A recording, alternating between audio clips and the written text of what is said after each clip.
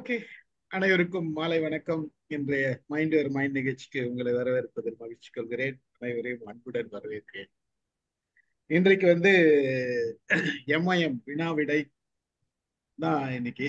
அதாவது நம்ம பலமுறை நடத்தியிருக்கோம். இது புதுசு கிடையாது நமக்கு. நம் கேள்விகளும் நம் பதில்களும் என்ற தலைப்புல நடத்துவோம். நம்மளே கேள்வி கேட்டுக்க வேண்டியது, நம்மளே பதில் சொல்லிக்க வேண்டியது. ஒரு வித்தியாசமான கேள்விகள். அதாவது தெரிஞ்ச கேள்விகள்லாம் விட்டுட்டு ஒரு வித்தியாசமான ஒரு கேள்விகள். அதுக்கு தான் நான் எக்ஸாம்பிள் போட்டேன். ஒரு 100 வருஷம் கழிச்சு நம்ம கற்பனையில இந்த உலகம் எப்படி இருக்க போகுது அப்படின்றது ஒரு கேள்வியா போட்டேன். அதுக்கப்புறம் சரி, நாம இல்லாத இந்த உலகம் எப்படி இருக்கும்னு நம்மளால எப்படி எந்த விதத்துல நினைச்சு பார்க்க முடியுது அப்படின்றதெல்லாம் ஒரு 2 கேள்வி போட்டேன். முதல்ல இந்த 2 கேள்வியை டிஸ்கஸ் பண்ணிட்டு அதுக்கப்புறம் மற்றதுக்கெல்லாம் போகலாம் அப்படின்றது எனக்கு தோணுது. ஏன்னா ஒரு கற்பனை தான் இது ரெண்டுமே, ஒரு கற்பனைக்குரிய விஷயம் தான். நம்மளோட கற்பனை எந்த அளவுக்கு போகுது அப்படின்றது தான். சோ முதல் கேள்வி, நாம இல்லாத உலகம் எப்படி இருக்க போகுது? சார், நான் பதில் சொல்றேன் சார். அதுக்கு இதுதான் கேள்வி. முதல் கேள்வி கேள்வி நாம இல்லாத உலகம் எப்படி இருக்க போகுதுன்னு ஒவ்வொருத்தரோட கற்பனையும் நம்ம என்னெல்லாம் யோசிக்கிறோமோ அதெல்லாம் சொல்லலாம். கொஞ்சம் ஒரு வித்தியாசமா யோசிக்க சொல்லுங்க. வாங்க சார். நாராயணன் சார். சார், ஒரே சென்டென்ஸ் தான். நம்மளே இல்லைன்னா அது எக்கேடு கெட்டு போனா நமக்கு என்ன? உண்மை, உண்மை, உண்மை. இது எல்லாருக்கும் தெரிந்த பதில். தெரியாத பதில் சொல்லுங்க. வேற ஏதாச்சும் சொல்லுங்க. வாங்க, வரணும்னு முடிவு பண்ணியாச்சு. அதுக்கப்புறம் வரட்டான்னு வீடியோ ஆன் பண்ணல. இல்ல, நான் கோன்ல ஒரு சட்டை போட்டுக்கிறேன். அப்புறமா சரி, பரவாயில்ல, வாங்க. நான் இல்லாமல் இந்த உலகம் மில்லியன்ஸ் ஆஃப் இயர்ஸ் இருந்திருக்குது. ஹோமோ எரக்டஸ், எர்காஸ்டர், ஆஸ்ட்ரலோபித்திகஸ், நியாண்டர்தல்ஸ் அப்படின்னு ஆரம்பிச்சு டெனிசோவான்ஸ், ஃபிளார்சேன்சஸ்னு எல்லாரும் இருந்திருக்காங்க. எல்லாரும் ஏதோ ஆண் பெண் ஒழுங்கா குடும்பம் நடத்தி பிள்ளைய வளர்த்து வேட்டையாடப்படாமல் காத்து கொண்டு இருந்திருக்கிறாங்க. இன்சிடென்டல் நான் இந்த குறுகில் ஒரு 70-80 வருஷம் வந்திருப்பனாக இருக்கும். நான் இல்லாத உலகம் எப்படியோ நல்லா தான் இருந்துக்குது. லட்சக்கணக்கான வருஷம் நல்லா இருந்துக்குது. நான் இல்லாத உலகம் லட்சக்கணக்கான வருஷம் நல்லா தான் இருக்க போகுது. குறுக்கில் ஏதோ வந்தோம், கொஞ்சம் 4 பேர் ஃப்ரெண்ட்ஸ் வச்சிருந்தோம், ஒரு 4 பிள்ளைங்களை உருவாக்கணும், அவ்வளவுதான் முடிஞ்சுச்சு. இதுல இதுக்கு மேல பெருசா இந்த டிராமாட்டிக்கா லேபிள் போட்டு போர்டு வச்சு விளம்பரம் போட்டு நியான் சைன் போட்டு நான் இருக்கிற உலகம் எல்லாம் ஒன்றும் கிடையாது. நான் இல்லாமலும் நல்லா தான் இருந்தது, நான் இல்லாமலும் நல்லா தான் இருக்க போகுது. நன்றி சார். ஆனா ஒரே ஒரு உங்க கேள்வி, உங்க பதில்ல இருந்து ஒரு சந்தேகம் வந்துச்சு சார். மேடம் இருக்காங்களா பக்கத்துல? இருக்கிறாங்க. ஏன்னா உங்களுக்கு 2 பிள்ளைங்க தான் எங்களுக்கு தெரிஞ்சு, நீங்க 4 பிள்ளைங்கன்னு வேற சொல்லிட்டீங்க. அதனால அந்த கேள்வி, எங்க 2 பிள்ளைங்க சொலவாடைன்னு ஒண்ணு சொல்லுவாங்க சார். வாய் தவறி வந்துருச்சு சார், விடுங்க. எங்கேயோ இருக்கு. இல்லைன்னா உண்மை, இல்லைன்னா வெளியில நெருப்பு இல்லாத புகையுமா? நான் இல்லாத உலகம் நல்லா இருக்கும்னா நான் இருக்கிற உலகத்தை ஏன் நாசம் பண்றீங்க சார்? அவரு அவங்க மருமகன்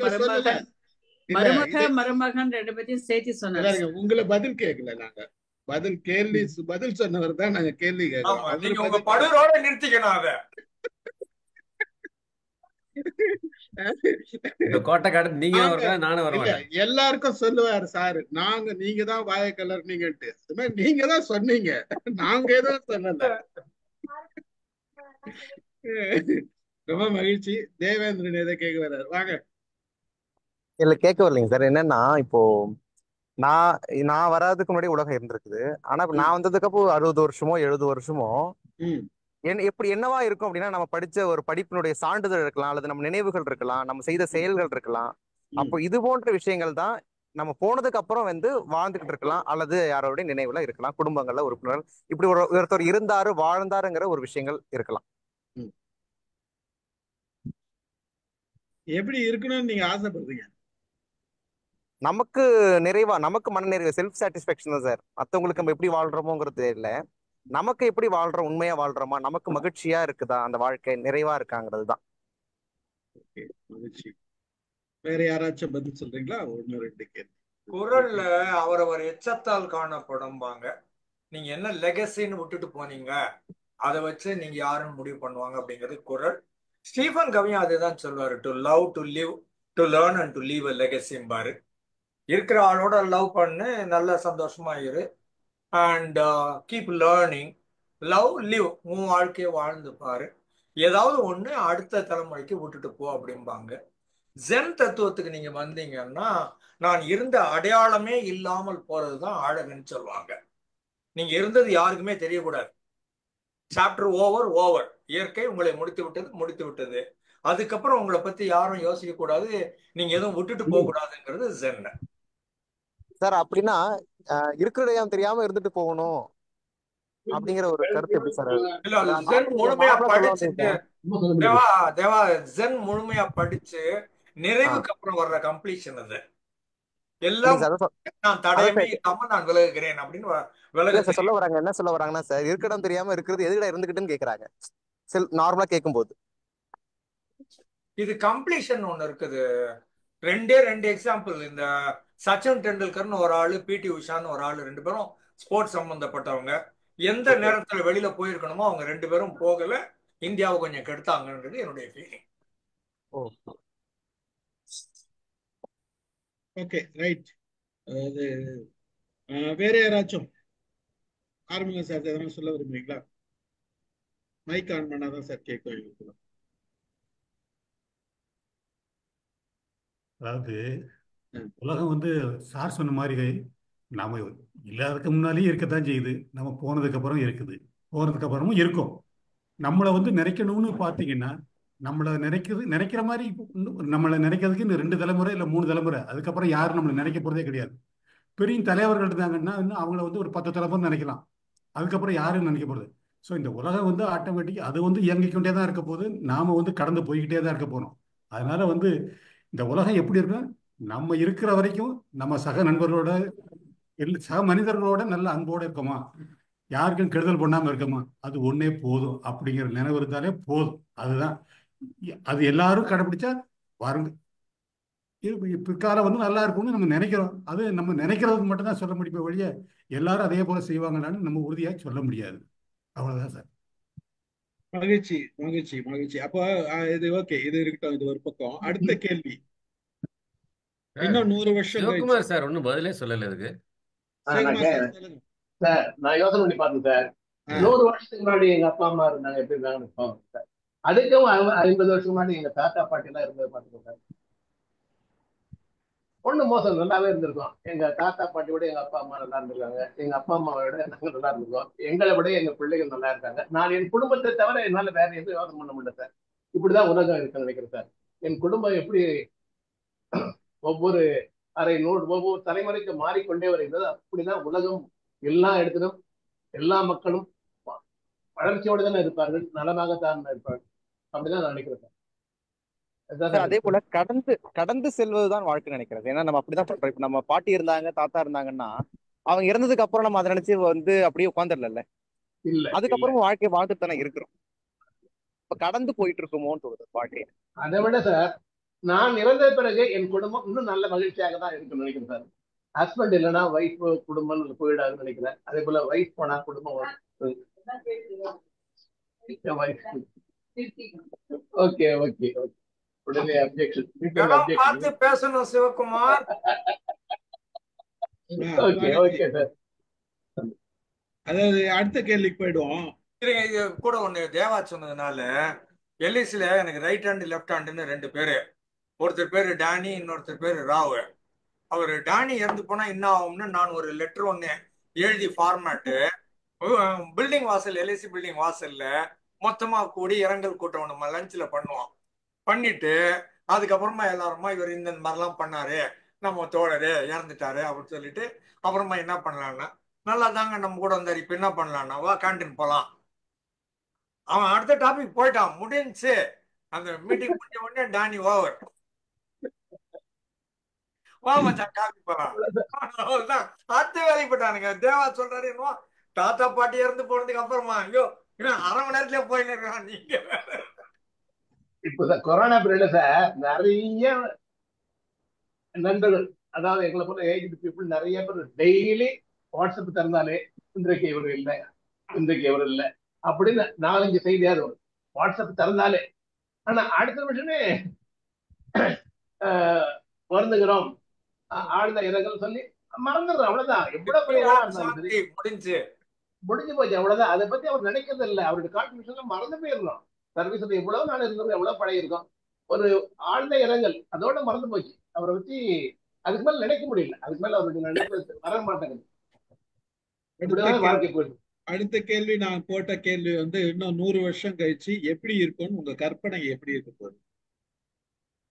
பெரும்பாலும் மக்கள் வீட்டிலேயே இருப்பாங்க, எல்லா வேலையும் ஆன்லைன்ல நடந்துரும், வேணுங்கிறதெல்லாம் ட்ரோன் கொண்டாந்து கையில கொடுத்துரும், வீட்டில் உட்காந்துன்னு மக்கள் கேம்ஸ் ஆடிக்கிட்டு பியர் சாப்பிட்டுட்டு உட்கார்ந்து இருப்பாங்க அப்படிங்கிற மாதிரி யுவல் நோவா ஹராரி சொல்றாரு. நானும் அப்படிதான் இருக்கும்னு நினைக்கிறேன். நிறைய டாக்டர்கள் அதிகமாவாங்க சார். 100 வருஷம் கழிச்சு பேர் இருக்குமா? வேற ஏதாவது பேர்ல இருக்கும் சார். நோய் ஜாஸ்தியாகும் சார் எனக்கு தெரிஞ்சு. நிறைய பேர் உயிர் வாழ்வாங்க, நீண்ட நாள் உயிர் வாழ்வாங்க, ஆனா ஆரோக்கியத்தோட உயிர் வாழ்வாங்களாங்கிறது தெரியல. அது ஒரு வாய்ப்பு இருக்கு. அது தேவேந்திரன் சொன்ன மாதிரி டாக்டர்ஸ் நிறைய அறிவாங்க. வேற யாராச்சும் இந்த கேள்விக்கு வேற யாராச்சும் பதில் சொல்றீங்களா? சுற்றுச்சூழல் மாசுபடுறதுக்கு வாய்ப்பு நிறைய இருக்கு. கல்யாணி மேடம் வாங்க, உங்க கற்பனை திறனை கொண்டு வாங்க. நான் வரல சார். நான் ராமு சார் மீட்டிங்க்கும் இந்த மீட்டிங்க்கும் நான் வரல சார். உங்க அம்மா வீட்டுக்கு போறீங்களா? இங்கதான் இருப்பேன், ஆனா வரல. சரி, அருகில உட்காந்து ஆழ்சாட்டியம் பண்ணுவாங்க. சிவகணி சொல்லுங்க. சார் நானும் அதான் யோசிக்கிறேன் சார். என்விரான்மெண்ட் வந்து மாசுபடும் அந்த மாதிரிதான் நானும் திங்க் பண்ணிட்டு இருந்தேங்க சார். நம்ம இப்போ எப்படி இந்த பூமியை உபயோகப்படுத்திட்டு இருக்கோமோ அதோட பின் விளைவுகளா தானே சார் இருக்கும். அந்த மாதிரி நானும் யோசிச்சுட்டு இருந்தேன். ஐ திங்க் அது சார், அது போல எனக்கு என்விரான்மெண்ட் மாசுபடுங்க சார். அடுத்த ஜென்ரேஷன் எப்படின்னா என்விரான்மெண்ட் இருக்காம போயிடுமோன்னு தோணுது. நிறைய மரங்கள்லாம் அழிஞ்சு போயிடும், நிறைய கார்பரேட் பில்டிங் தான் இருக்கும். சோ இந்த மாதிரி தான் இருக்கும். அப்ப என்விரான்மெண்ட் இருக்கிறதுக்கு வாய்ப்பே இல்லை இல்ல அப்படின்னு தோணுது. சார் இன்னொரு ஆங்கிள் யோசிச்சு பார்த்தோம்னா, பாதி பேர் வந்து அழிக்கணும்னு நினைச்சாலும் பாதி பேர் நட்டு வைக்கணும் அப்படின்னு நினைப்பாங்க இல்லைங்க சார். ஸோ வயசு வருஷம் 50% அந்த மாதிரியும் யோசிக்கலாம் இல்லைங்களா? உண்மை உண்மை உண்மை. இன்னொரு பாயிண்ட் அதே வீடுகள்ல நிறைய ஆர்டிபிஷியலான அந்த செடிகளும் மரங்களும் பார்க்க அப்படியே மரத்தை போலவே இருக்கு பாக்குறதுக்கு ஃப்ரெஷ்ஷா. ஆனா அது மரம் கிடையாது. சொல்லுங்க சார். பாப்புலேஷன் வந்து 200 கோடி ஆகிறதுக்கு வாய்ப்பு இருக்கு. இது ஏன்னா லாங்கிவிட்டி ஜாஸ்தி ஆயிடுச்சு. இப்போ வந்து வயதானவர்கள் வந்து ரொம்ப நிறைய இருக்காங்க. இது இன்னும் ஜாஸ்தி தான் ஆகும். 200 கோடி எங்க இந்தியாலயா? ஆமா, 200க்கு மேலே போக வாய்ப்பு இருக்கு 100 வருஷத்துக்கு பின்னாடி. தெரியல, ஒரு கெஸ் தான் இது. ஏன்னா இல்லை, இப்போ சயின்ஸுடைய வளர்ச்சினாலையும் மெடிசின் வளர்ச்சினாலையும் இன்னைக்கு நம்ம நான் 10-20 வருஷம் நம்மலாம் எந்த ஏஜில் இருக்கவங்க 10-20 வயசு இருக்கும்போது 70 வயசுக்காரங்க கம்மி, 60-70 வயசுக்காரங்க ரொம்ப கம்மி. இப்போ இன்னைக்கு வந்து 60-70 வயசுக்காரங்க ரொம்ப ஜாஸ்தி இருக்காங்க. இது இன்னும் ஜாஸ்தி ஆகிறதுக்கு வாய்ப்பு இருக்கு. பாப்புலேஷன் வந்து 100-200 கோடிக்கு மேல தாண்டறதுக்கு நிறைய வாய்ப்பு இருக்கு. அப்ப என்ன இவ்வளவு பாப்புலேஷன் ஆச்சுன்னா என்ன ஆகுங்கிறது கற்பனை செஞ்சு பார்க்க முடியாது. இந்த கருத்துல வந்து நான் மாறுபடுறேன் சார். ஏன்னா நாராயணமூர்த்தி வந்து சொன்னது வந்து முற்றிலும் வந்து தவறுன்னு கூட சொல்ல முடியும் என்னால. எப்படின்னா, மருத்துவத்துறையில நம்ம எல்லாம் முன்னேறிட்டோம், ஆனா ஜனத்தொகை பெருக்கம் வந்து பாதியா குறையும். எப்படின்னு கேட்டீங்கன்னா, மருத்துவத்துல யாருக்குமே இப்போ வந்து எல்லாமே வந்து கல்யாணம் குடும்பம் அப்படிங்கிற அந்த கட்டுப்பாட்டுக்குள்ள வர்றதுக்கு யாருமே தயாரா இல்லை. அதனால ஆர்டிபிஷியலா தான் வந்து நம்ம வந்து டெஸ்ட் பேபி அந்த மாதிரி உற்பத்தி அந்த மாதிரி தான் ஆகும். ஸோ தேவைன்னா நம்ம வச்சுக்கலாம் அப்படிங்கிற மாதிரி வரும். அதனால வந்து மக்கள் தொகை பெருக்கம் வந்து குறையுங்கிறது நம்பிக்கை. ஏன்னா எல்லாம் வசதி பெருகி போச்சு, எல்லாரும் வசதியை மட்டும்தான் அனுபவிக்க பார்ப்பாங்களே ஒழிய இப்போ உள்ள நம்ம இருக்கிற இந்த சூழலில் பந்த பாசம் இதெல்லாம் வந்து நாலாவட்டத்துல குறையும் பொழுது அந்த குழந்தை ஜனத்தொகை பெருக்கம் கூட வந்து ஆட்டோமேட்டிக்கா குறையறதுக்கு நிறைய வாய்ப்பு இருக்கு. ஏன்னா நமக்கு தேவையானது எல்லாமே கிடைக்குது. அப்படி இருக்கும்போது மனிதன் வந்து ஒரு சுயநலவாதி தான் வந்து இந்த வகையில வந்து. அதனால வந்து நம்ம காலத்தை நம்ம பார்த்துக்கிடுவோம், அடுத்ததை பத்தி நம்ம ஏன் கவலைப்படணும்? அந்த பந்த பாசத்துல உள்ளவங்க தான் நம்ம ஜெனரேஷனை பத்தி யோசிப்பாங்க. இப்பதான் பந்த பாசம் எல்லாம் குறைஞ்சிக்கிட்டே வருது. குறைஞ்சிக்கிட்டே இருக்கிற காலத்துல நாம வந்து இது பெருக்குங்கிறது நம்ம எதிர்பார்க்க முடியாதுங்கிறது என்னுடைய கருத்து. வாய்ப்பு இருக்கு, இந்த ஆங்கிள்லயும் வாய்ப்பு இருக்கு. சிவகணி எது சொல்ல நீங்க கை தூக்குனீங்க சார்? ஆனா அந்த மக்கள் தொகை பெருக்கம் அப்படின்னு சொல்லுங்க. உங்க வாய்ஸ் போயிட்டு போயிட்டு வருது சார். என்ன சார்? சொல்லுங்க சத்தமா சார். நம்ம என்ன பேச அவேர்னஸ் என்னதான் கொடுத்தாலுமே கூட அப்படிங்கறது சீரழிஞ்சிட்டு தான் இருக்கு அப்படின்னு நான் நினைக்கிறேன் சார். ஒருவனுக்கு ஒருத்தி அந்த மாதிரி எல்லாம் இப்போ பார்க்க முடியறது இல்ல சார். நிறைய கேசஸ்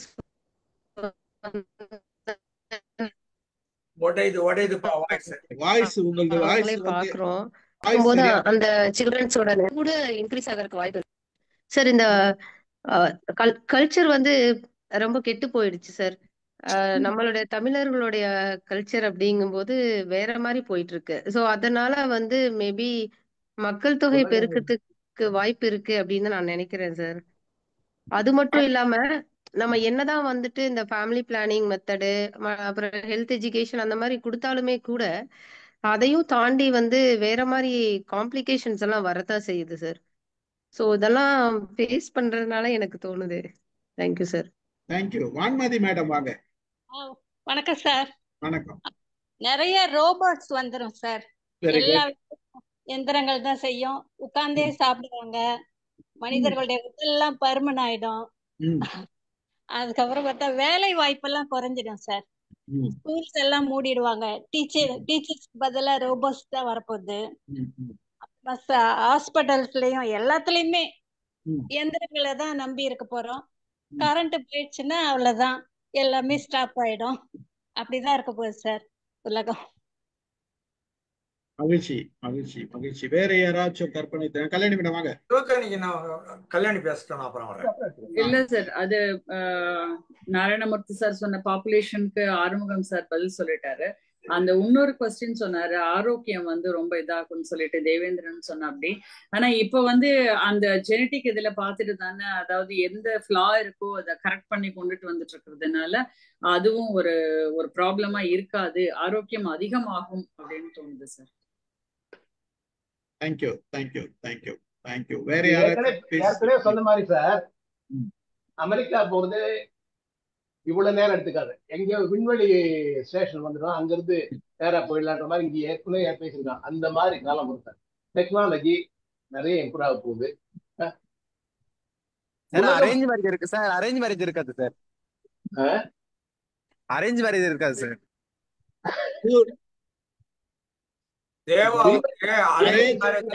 மேரேஜ் இருக்காதா? மேரேஜ்னு ஒண்ணு இருக்க மாட்டேங்குது. மட்டும்தான் இருக்குது. ஆமா, கிடையாது. அரேஞ்ச் மேரேஜ் இருக்குது. அமெரிக்கா எல்லாம் பார்த்தா சிரிக்கிறாங்க.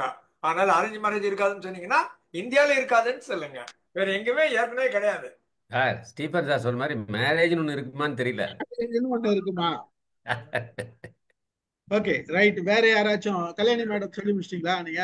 நான் ஒரு பதில் சொல்லணும். நாடு கெட்டு போச்சு, கல்ச்சர் போச்சுன்னாங்க. அது 2500 வருஷத்துக்கு முன்னால சாக்ரட்டிஸ் பீரியட்லயே அப்படித்தான் சொன்னானுங்க, நாடு குட்டி சோறா போச்சுன்னு. அது நாடு ஏதோ அட்ஜஸ்ட் பண்ணி வண்டி ஓட்டின்னு தான் இருக்குது. மகிழ்ச்சி மகிழ்ச்சி. Okay right. வேற யாராச்சும் கொஸ்டின் ஏதாச்சும் வச்சிருக்கீங்களா? நான் ஒரு பதில் சொல்றேன். இது இப்ப இந்த 100 வருஷத்துக்கு நான் ஒரு பதில் சொல்றேன், அதுக்கப்புறம் உங்களோட பதில். ஓகே, இப்போ 2 கொஸ்டின் கேட்டேன். இந்த 2 கொஸ்டினுக்கு என்ன வித்தியாசம்? கிடையாது,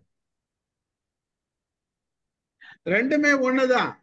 ஆமா, ரெண்டுமே ஒண்ணுதான். ஒரே கொஸ்டின் தான். நான் வந்து 2 விதமா கேட்டிருக்கேன். இந்த அதாவது 100 வருஷம் கழிச்சுனாலும் சரி, நாம இல்லாத காலம் தான். அதுவும் நாம இல்லாத காலம் தான். நாம இல்லாத காலம்ன்றது ஒரு 100 வருஷம் இருந்தாலும் சரி, அதுக்கப்புறம் 1000 வருஷம் இருந்தாலும் சரி, எவ்வளவு வருஷம் இருந்தாலும் சரி, அது வந்து நாம இல்லாத காலம் தான். 100 வருஷம் கழிச்சு நம்ம எப்படி இருப்போம் அப்படின்றது, நம்ம மனித இனம் எப்படி இருப்போம் அப்படின்றது ஒரு கற்பனை தானே தவிர மற்றபடி இது இல்லை. நிச்சயமா மிகப்பெரிய மாற்றங்கள் இருக்கும். அந்த மாற்றங்கள்ல வந்து ஆரோக்கியத்துக்கு உண்டான பல, அதாவது இப்போ இன்னைக்கு அதாவது குணப்படுத்த முடியாத பல வியாதிகளை குணப்படுத்துறதுக்கு உண்டான மருந்துகள், அதுக்குண்டான ஜீன் மியூட்டேஷன், அந்த ஜெனட்டிக் மியூட்டேஷன் எல்லாமே இன்ஜினியரிங் வந்துடும். ரோபோ வந்துடும். வேலை வாய்ப்பு குறையும் அப்படின்னு சொல்றது என்னுடைய கருத்து பிரகாரம் வேலை வாய்ப்பு எல்லாம் குறையாது. எவ்வளவு ரோபோ வருதோ அந்த ரோபோவெல்லாம் ரிப்பேர் பண்றதுக்கு ஆள்க வேணும். அந்த ரோபோக்கு டியூன் பண்றதுக்கு அவங்க ஆள் வேணும். அந்த ரோபோக்கு மிஷினரி எது ப்ரோக்ராம் பண்றதுக்கு ஆள் வேணும். அது எல்லாமே இருக்கும். அவங்களுக்கு உண்டு. இப்ப செய்யற வேலைகளை விட வேற மாதிரி வேலைகள் இருக்கும். நம்ம சாப்பிடுற உணவுகள் மாறுபட்ட உணவுகளா இருக்க வாய்ப்புகள் இருக்கு. புது புது உணவுகளா வர வாய்ப்புகள் இருக்கு. நம்ம வந்து சமைச்சு சாப்பிடுறது குறைய வாய்ப்புகள் இருக்கு. சமைச்சு சாப்பிடுற விஷயங்கள் வந்து குறைய வாய்ப்புகள் இருக்குது. நமக்கு தேவையான வைட்டமின்ஸ் எல்லாம் எடுத்துக்கிறதுக்கு வாய்ப்புகள் இருக்குது. அந்த மாதிரி எல்லாம் எமர்ஜென்சிக்கு போறதுக்கு வாய்ப்புகள் இருக்குது. சர்வசாதாரணமா வந்து விண்வெளிக்கு போயிட்டு வரலாம், எங்க வேணா போயிட்டு வரலாம். மிக குறைந்த நேரத்துல இந்த உலகத்தை சுத்திடலாம். மிக குறைந்த நேரத்துல இந்த உலகத்தை சுத்துறதுக்கு வாய்ப்பு இருக்கு.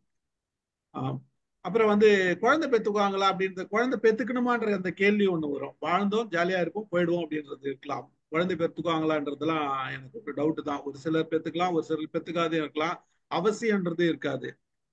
100 வருஷம் கழிச்சு நம்மளோட திங்கிங் ப்ராசஸ்லாம் வந்து இவ்வளவுக்கு இப்போ இந்த கல்ச்சர் போயிடும், இது போயிடும் அப்படின்றதெல்லாம். கல்ச்சர் அப்படின்றது நம்ம ஒரு சிலர் வந்து நம்ம வந்து இந்த சில விஷயங்களை நம்ம கடத்திட்டே தான் போயிட்டு வந்துருக்கோம்னு வச்சுங்களேன். ஆனா அந்த மாறுதல்கள் வருங்கால தலைமுறையினரிடையே நிறைய பார்க்கிறோம். நாம என்னதான் இருந்தாலும் அந்த தலைமுறை 100 வருஷம் கழிச்சு பார்த்தோம்னா நிச்சயமான ஒரு நல்ல மாற்றங்கள், நல்ல சிந்தனைகள் இருக்கும். ஆனா அதே நேரத்துல நம்மளோட நெகட்டிவ் ஏரியாவும் நிறைய இருக்க வாய்ப்புகள் அதுவும் இருக்கும். மற்றபடி வந்து இந்த உலகத்துல வந்து உங்களுக்கு வந்து மாடர்னைஸ்டு வேர்ல்டா இருக்கும். ஒரு நம்ம நினைச்ச செவுரு எல்லாம் பேசும் கூட. நம்மளோட செவுரு எல்லாமே ஒரு கம்ப்யூட்டரைஸ்டு, எல்லாமே கனெக்டடா இருக்கும். ஒரு நீங்க கட்டுற பில்டிங்கே இட் இஸ் இன்டர்நெட்டோட கனெக்ட் பண்ணி, ஐஓடின்னு ஒண்ணு ஒரு டெக்னாலஜி வருது, திங்ஸ் ஆஃப் இன்டர்நெட் அப்படின்னு சொல்லிட்டு. அந்த இது வந்து இன்டர்நெட் ஆஃப் திங்ஸ் அப்படின்ட்டு இந்த மெத்தடெல்லாம் வந்துடுச்சுன்னா நீங்க எல்லா பொருளும் இன்டர்நெட்டோட கனெக்ட் ஆயிருக்கும். இன்டர்நெட் மிகப்பெரிய ஒரு ஸ்பீட்ல இருக்க போது, அது நினைச்சு பார்க்க முடியாத ஒரு ஸ்பீட்ல இருக்க போது. நம்ம பிரெயின்ல வந்து சிப்ஸ் போடுறாங்க. அந்த பிரெயின் சிப்ஸ் போட்டு எலக்ட்ரானிக்கும் பயாலஜியும் கனெக்ட் ஆகி நம்மளோட திங்கிங் வந்து ஆட்டோமேட்டிக்கா இன்னொருத்தருக்கு டிரான்ஸ்ஃபர் பண்றதுக்கோ நம்ம பிரெயினை பிளாக் பண்றதுக்கோ உண்டான சாத்தியக்கூறுகள் வரக்கூடும். அந்த மாதிரி பல விஷயங்கள் வரும். சின்ன சின்ன பல செய்திகள். இன்னைக்கு மொபைல் போனே நம்ம இவ்வளவு பெருசு தான் வச்சிருக்கோம். ஒரு காலத்துல போன் எவ்வளவு இருந்து, இன்னும் மொபைல் போன் வந்து வாட்ச்ல வந்துடுச்சு. இப்ப இன்னும் போக போக அதனுடைய சைஸ் வந்து குறைஞ்சிடும். நம்மளோட மொபைல் போன் பாக்குறத டிஸ்பிளே எங்க வேணா பாத்துக்கலாம், எங்க வேணா டிஸ்பிளே பண்ணி பாக்குற மாதிரி லைட்ஸ் எல்லாம் வந்துடும். லைட்டிங் ஒரு ஏகப்பட்ட மிகப்பெரிய ஒளி இருக்கும். ரொம்ப சர்வசாதாரணமா எல்லாத்தையும் இந்த விண்வெளியில இருக்கிற எல்லாத்தையும் நம்ம பார்க்கக்கூடிய அபூர்வமான ஒரு தொலைக்காட்சி மாதிரி அபூர்வமான ஒரு சிஸ்டம் கிடைக்கும் நமக்கு. வெர்ச்சுவலா நம்ம வந்து இன்னைக்கு நிறைய பாக்குறோம். வெளியில போனோம்னா நீங்க கடல்ல நடந்து போற மாதிரி நிறைய விஷயங்கள் பாக்குறோம். அந்த கடல்ல நடந்து போற மாதிரியோ, உள்ள போற மாதிரியோ, வான்வெளியில மிதக்கிற மாதிரியோ வெர்ச்சுவலா பல விஷயங்கள் எதிர்க்க நம்ம ஸ்கிரீனை பாக்குறத விட போற இடத்துல இதெல்லாம் நம்ம பார்க்க முடியும். சில இடங்கள்ல பில்டிங்ல நம்ம போனோம்னா, ஒரு ஊருக்கு போனோம்னா அந்த ஊர் தெருவு பூரா இந்த மாதிரி விஷயங்கள் இருக்கும். தெருவுல தான் நடந்து போறோமா, வேற ஏதோ புதுசா பார்த்து போறோமா அப்படின்ற மாதிரி ஒளி காட்சிகள் அமைக்கப்படும். இந்த மாதிரி பல செய்திகள், பல கற்பனைகளுக்கு மிஞ்சிய சில வர வாய்ப்புகள் இருக்குது. 100 வருஷம்ன்றது நான் சொல்றது வந்து நான் சொன்னது ரொம்ப கம்மி. இதை விட மிகப்பெரிய செயல்பாடுகள் இந்த உலகத்துல நடக்கிறதுக்கு இருக்குது. இததான் நாம இல்லாத உலகம் எப்படி இருக்க போகுதுன்ற கேள்வியை நான் கேட்டேன். இதுதான் இது ரெண்டு கனெக்ட் பண்றதுக்கு தான் நான் கேட்டேன். மற்றவர்கள் பேசலாம். கற்பனை கேள்வி. இந்த சயின்ஸ் அட்வான்ஸ்மெண்ட்ல வந்து சப்போஸ் பெயின் ஒண்ணு இல்லை அப்படின்னு ஒரு சூழ்நிலை வந்ததுன்னா என்ன நடக்கும்? நாடு கெட்டு போயிடும். இது கேள்வி முன்வைக்கிறேன். ராம சார் பதில் சொல்ல போறீங்களா? ஆமா, நாடு கெட்டு போயிடும். பெயின் இருந்தாதான் ஒருத்தன் ஒரு செயல அதை தாண்டாம நிறுத்துவான். வலி வந்து ஒரு indication of stop what you doing. doesn't matter what you're doing, whatever you're doing that is leading to pain, stop it அப்படிங்கிறது இயற்கை நமக்கு கொடுத்த கொடை. நீங்க அந்த வலியை மதிக்கல, வலியை எடுத்துட்டீங்கன்னா என்ன வேணா பண்ணலாம். அது ரொம்ப தப்பு, பண்ணக்கூடாது. இயற்கைக்கு முரணது. எனக்கு தெரிஞ்சு 100 வருஷம் கழிச்சு பெயின் இல்லாத போறதுக்கெல்லாம் வாய்ப்புகள் கம்மி தான். ஏன்னா ஹியூமன் பாடியில வந்து வரும்னு சொல்லல, வந்தால் என்ன நடக்கும் தான் கேக்குறேன். அதுதான் வந்தால் பெயின் இல்லாத போறது வந்தா எப்படி இருந்தாலும் மனுஷனோட எமோஷன்ஸை வந்து அழிச்சிக்க மாட்டான். மனுஷனோட எமோஷன்ஸ் அழிச்சான்னா அவனோட எமோஷன்ஸ் வந்து எப்பயுமே இருக்கும். எமோஷன்ஸ் இருக்கணும்னா இந்த பெயினும் இந்த சில விஷயங்கள்லாம் இருந்தாதான் மனுஷனா இருக்க முடியாது தவிர அதை மாத்திருக்கணும். ஏன் எமோஷன்னா இவனுக்கு வந்து எமோஷன்ஸ் வந்து டோட்டலா எல்லாமே நெகட்டிவ் கிடையாது. நம்ம ஜாலியா இருக்கிறோம், இன்னைக்கு பேசுறோம், இந்த சந்தோஷத்தை அனுபவிக்கணும்னா இட் இஸ் எமோஷன். அந்த எமோஷன்ஸ் வந்து நீங்க எமோஷன்ஸ் அழிக்கணும்னு ஹார்மோன்ஸ் நீங்க ஏதாச்சும் பண்ணீங்கன்னா உங்களுக்கு கெட்டதும் தெரியாது நல்லதும் தெரியாது. அப்ப நீங்க எதையுமே என்ஜாய் பண்ண முடியாது. அப்ப அந்த என்ஜாய் பண்ற விஷயங்கள் வேணும் அப்படின்ற பட்சத்துல பெயினும் இருக்கும், அது கனெக்டட் விஷயங்களும் இருக்கும். அதுல போய் கை வச்சாங்கன்னா இவங்க மாறிடுவாங்கன்றது ஒரு பக்கம். அந்த மாறுதல்ன்றது அந்த கற்பனை பெயின் இல்லாத இருக்கலாம், ஆனா உடம்பு நல்லா இருக்குமான்றது கேள்வி. தேவா வாங்க. பொலிட்டிக்கல் சிஸ்டம் இருக்குமா சார் ஒரு 100 வருஷத்துக்கு அப்புறம்? வேற மாதிரி இருக்கும், பொலிட்டிக்கல் இருக்கும், வேற மாதிரி இருக்கும், இன்னும் கொஞ்சம் அட்வான்ஸ்மெண்டா இருக்கும். அதுல எல்லா நேரத்திலயும் நம்மளோட பாலிடிக்ஸ் எல்லா நேரத்திலயும் ஏன் இந்த கொஸ்டினா சார், ஏன் இந்த கொஸ்டின்ஸ் இன்னைக்கு வந்துட்டு நல்லா திங்க் பண்ண ஆரம்பிச்சிட்டாங்க. இன்னைக்கு ஒவ்வொருத்தவங்களும் நல்ல நான் ஏன் இன்னமும் அந்த மாதிரி எல்லாம் பண்ணணும் அப்படிங்கிற ஒரு அவங்களுக்கு ஒரு அதிகாரத்தை உரிமையோட இருக்கிறாங்க. அப்படி இருக்கும்போது ஒரு ஃபியூச்சர்ல இந்த மாதிரி ஒரு சிஸ்டம் இருக்குமா அப்படிங்கிறது கொஸ்டின். இப்போ இவ்வளவுக்கு நம்ம சிந்திக்கிறோம், இப்ப இருக்கிற பாப்புலேஷன்ல இந்த அளவுக்கு சிந்திக்கிற திறன் யாரா இருக்கலாம், எத்தனை பேருக்கு, எவ்வளவு பர்சன்டேஜ் இருக்கும், எவ்வளவு பர்சன்டேஜ் பீப்புளுக்கு இருக்கும்? அவங்களாம் இந்த அளவுக்கு சிந்திக்கிறதுக்கே இன்னும் ஒரு 20 வருஷம் 30 வருஷம் ஆயிடும் போல தெரியுது. அந்த மாதிரி பல மக்கள் இருக்காங்க. அப்போ இந்த இந்த இந்த சேஞ்ச் இந்த மாறுதல்ன்றது அவ்வளவு சுலபமா உலகம் பூரா வருமானது கொஞ்சம் ஸ்லோ. ஒரு சில இடங்கள்ல பாஸ்டா வரலாம், ஒரு சில இடங்கள்ல ஸ்லோவா வரலாம். ஆனா அந்த வளர்ச்சி கொஞ்சம் வேகமா தான் போயிருக்கு. ஏன்னா இப்போ கடந்த ஒரு 200 வருஷம் எடுத்துக்கிட்டோம்னா இந்த ஒரு 50 வருஷத்துல இந்த மாற்றங்கள் ரொம்ப ரொம்ப வேகமா வந்துருச்சு. 50 வருஷம் மாற்றங்கள் வந்து ரொம்ப வேகமா வந்துச்சு. ஏரோப்ளேன் கண்டுபிடிச்சு கிட்டத்தட்ட 120 வருஷம் தான் ஆக போகுது. இந்த 120 வருஷத்துல நாம எங்கேயோ பறந்துட்டோம். எங்க பறந்துருக்கோம்? இன்னைக்கு வந்து வெளியில போய் நம்ம ஜேம்ஸ் வெப் டெலஸ்கோப் போய் இன்னும் ஒரு 1300 ஒளியாண்டுகள் 1300 மில்லியன் ஒளியாண்டுகள் பின்னாடி ஒரு இது இருக்கு, கேலக்சி இருக்கு, அங்க தண்ணி இருக்குதுன்றத அந்த மெஷர்மெண்ட்டை கண்டுபிடிக்கிறதுக்கு நம்ம போயிருக்கோன்றப்ப நம்மளோட இது வந்து ஃபாஸ்ட், நம்ம அவ்வளவுக்கு பறந்து போயிருக்கோம், அவ்வளவுக்கு நம்ம பார்க்கிற பார்வை விரிஞ்சிருக்கு. அப்ப இன்னும் எந்த அளவுக்கு விரிஞ்சிருக்கும் அப்படின்றது நிறைய இது கற்பனை கேட்டால் தூரங்கள் போக வாய்ப்புகள் இருக்கு. சொல்லுங்க சார், வாங்க சார். ராம் சார். இந்த பிஹேவியர் அப்படிங்கிறது மாறவே மாறாது. ஆசைப்படுறது, பொறாமை, கோபம், ஏமாற்று, இதெல்லாம் துளி கூட மாறாது. ஏன்னா ஆடம் அண்ட் ஈவ் பீரியட்லயே அந்த பைபிள்ல எழுதி பார்த்தீங்கன்னா கேன் ஆபிளையோ ஆபிள் கேனையோ கொண்டுட்டான், கூட பிறந்த ஆளு. முதல்ல எழுதின புக்கு அதுலயே வீட்டுக்குள்ள ஒரு கொலை. ராமாயணம் எடுத்தீங்கன்னாலும் இதே கதை தான். மகாபாரதம் எடுத்தீங்கன்னா ஆளுக்கு சூழ்ச்சி பண்றது, போட்டு தள்ளுறது எப்படிங்கிறது தான் மகாபாரத கதை. மனுஷன் ஹண்டரா பிறந்து எல்லாத்தையும் கொள்றதுன்னு வச்சிருந்திருக்கிறான்.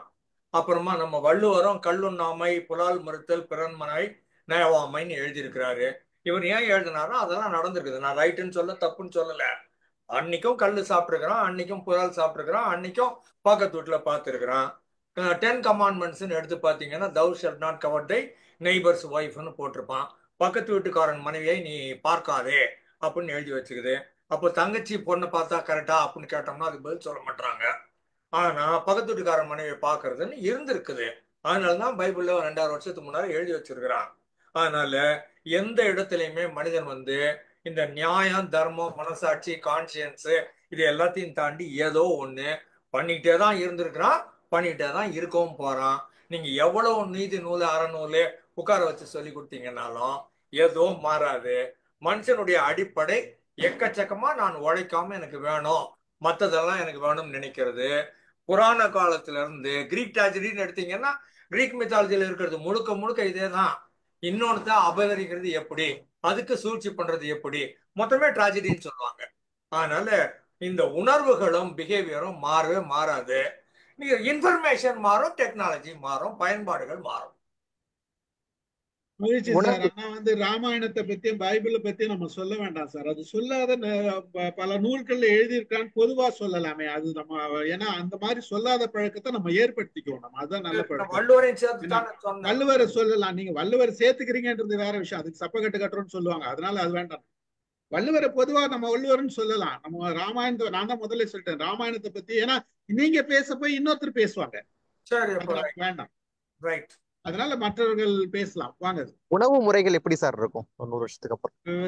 தேவேந்திரன், வேற யாருக்குன்னா சான்ஸ் கொடுப்போம். தேவேந்திரன், நம்மளே பேசினுக்கிறோம். மற்றவர்கள், அமதா மேடம் இருக்காங்க. சார் ரோபோட் பத்தி தான் சொல்லுங்க சார். இந்த இப்போ ஜப்பான்ல ஒரு அப்படியே ரோபோட் வந்து பாத்தீங்கன்னா ஒரு இப்போ கேர்ள் ஃப்ரெண்ட் மாதிரி அப்படியே ஒரு பொண்ணு மாதிரி ஆக்சுவலா அதுல பாத்தீங்கன்னா எமோஷன் கூட ஃபீட் பண்ணி என்ன சொல்ல ஒரு ஒரு ஒரு ஒரு ஒய்ஃபை கூட ஐ மீன் ஒரு ஒய்ஃபையோ இல்ல லைஃப் பார்ட்னரையோ இல்ல கேர்ள் ஃப்ரெண்டையோ ரீப்ளேஸ் பண்ற அளவுக்கு ரோபோட் வந்து பண்ணிட்டாங்க அப்படின்ற சொல்றாங்க. அது உண்மையா? என்ன அது நடக்குமா? நான் ஏஐ பத்தி பேசியிருக்கேன். டீடைல்டா ஒரு வீடியோ இருக்குது, அதுல இத பத்தி பேசியிருக்கேன். அந்த லிங்க் இருக்கு, அதுல இருக்குது. இட் இஸ் வந்துட்டு இருக்கு. எமோஷனல் ரிலேஷன்ஷிப் வித் ரோபோட் அப்படின்ட்டு ஏஐ ரிலேஷன்ஷிப்னு ஒரு இது வருது. அதுல இதெல்லாம் வந்துடுது. ஜப்பான்ல இதை டெஸ்ட் பண்ணியிருக்காங்க, வந்திருக்கு. பட் ஃபியூச்சர்ல வரக்கூடும். இப்போ அதுவும் நம்ம இது இருக்கு. அது அந்த டெவலப்மெண்ட்டை, ஏஐயோட டெவலப்மெண்ட்டை ஒரு வீடியோ கொடுத்து அந்த லிங்க் கொடுக்குறேன், நீங்க பாருங்க அண்ணன். கண்டிப்பா சார். Thank you sir. மகிழ்ச்சி மகிழ்ச்சி. வேற யாராவது? ஒரு பொதுவான கேள்வி சார். இது வயதாகி முடியாம வீட்டுல இருக்கிற பெரியவர்களுக்கு, ஒண்ணுமே பண்ண முடியாதவர்களுக்கு கருணை கொலை ஏன் கூடாது, ஏன் செய்யக்கூடாது? ரொம்ப நாள் அவங்களுக்கு கேட்டு இருக்கேன். சட்டம் இடம் கொடுக்கலன்றாங்க. இல்ல அது என்ன, நான் 5 வருஷமா உயிரற்ற பிணமாக வெறும் தொண்டையில குழி போட்டுட்டு ஒரு இதை வச்சுக்கிட்டு புனல் வச்சுக்கிட்டு சோறும் கஞ்சியை போட்டுக்கிட்டு உயிரோடு இருந்த நண்பர்களை பார்த்திருக்கேன்.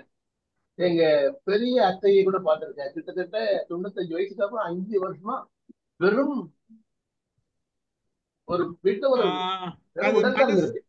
மனசுதான் சார் காரணம். ராமு சார் எதனா பதில் சொல்றீங்களா? நான் வந்து நம்ம ஆட்டம் ஓவர்னா போயிட்டே இருக்கணும்னு சொல்ற ஆளு நானு. என்னுடைய பார்வை வேற. அதனால சார் கேட்டது வந்து கருணை fully I am for it. எப்ப நம்ம ஆட்டம் ஓவர் நினைக்கிறோமோ நான் I must have the right to go. Doctor Sigmund ஃப்ராய்டே at some point time cancer தாண்டி போற போது அவர் என்ன சொல்றாரு, மார்பின் இன்ஜெக்ஷன் போடு, நான் இறந்து போறேன், செய்ய வேண்டியதெல்லாம் செஞ்சாச்சு, இது இனிமே வேண்டாம் அப்படின்னாரு. அந்த சாய்ஸ் நமக்கு இருக்கணும். யூஎஸ்ல நிறைய பேருக்கு இருக்கு. அது டாக்டர் கிட்ட சொல்லிடுவாங்க, என்னை ஆப்ரேஷன் எல்லாம் பண்ணக்கூடாது, என் மேல கத்தி வைக்கவே கூடாது, என்னை வலிக்க பண்ணாதீங்க அப்படின்னு நீங்க இன்ஃபர்மேஷன் கொடுத்தீங்க, உயிர் மாதிரி எழுதி வச்சுட்டீங்கன்னா கை வைக்க மாட்டாங்க. யுத்தனேஷியா ஐ அம் ஃபார் இட். நீங்க சொல்ற விஷயம் சார், ஒரு விஷயம் சார். இப்போ நீங்க சொல்றது வந்து கருணை கொலை அப்படின்றது, அவங்க ஒரு ஸ்டேஜ் முடியாதுன்றப்ப அவங்களை எதனா ஊசி போட்டு எதனா அவங்களோட உயிர் போற மாதிரி பண்ணிட்டோம் அப்படின்றதுதான் உங்களோட எதிர்பார்ப்பு, அதானே?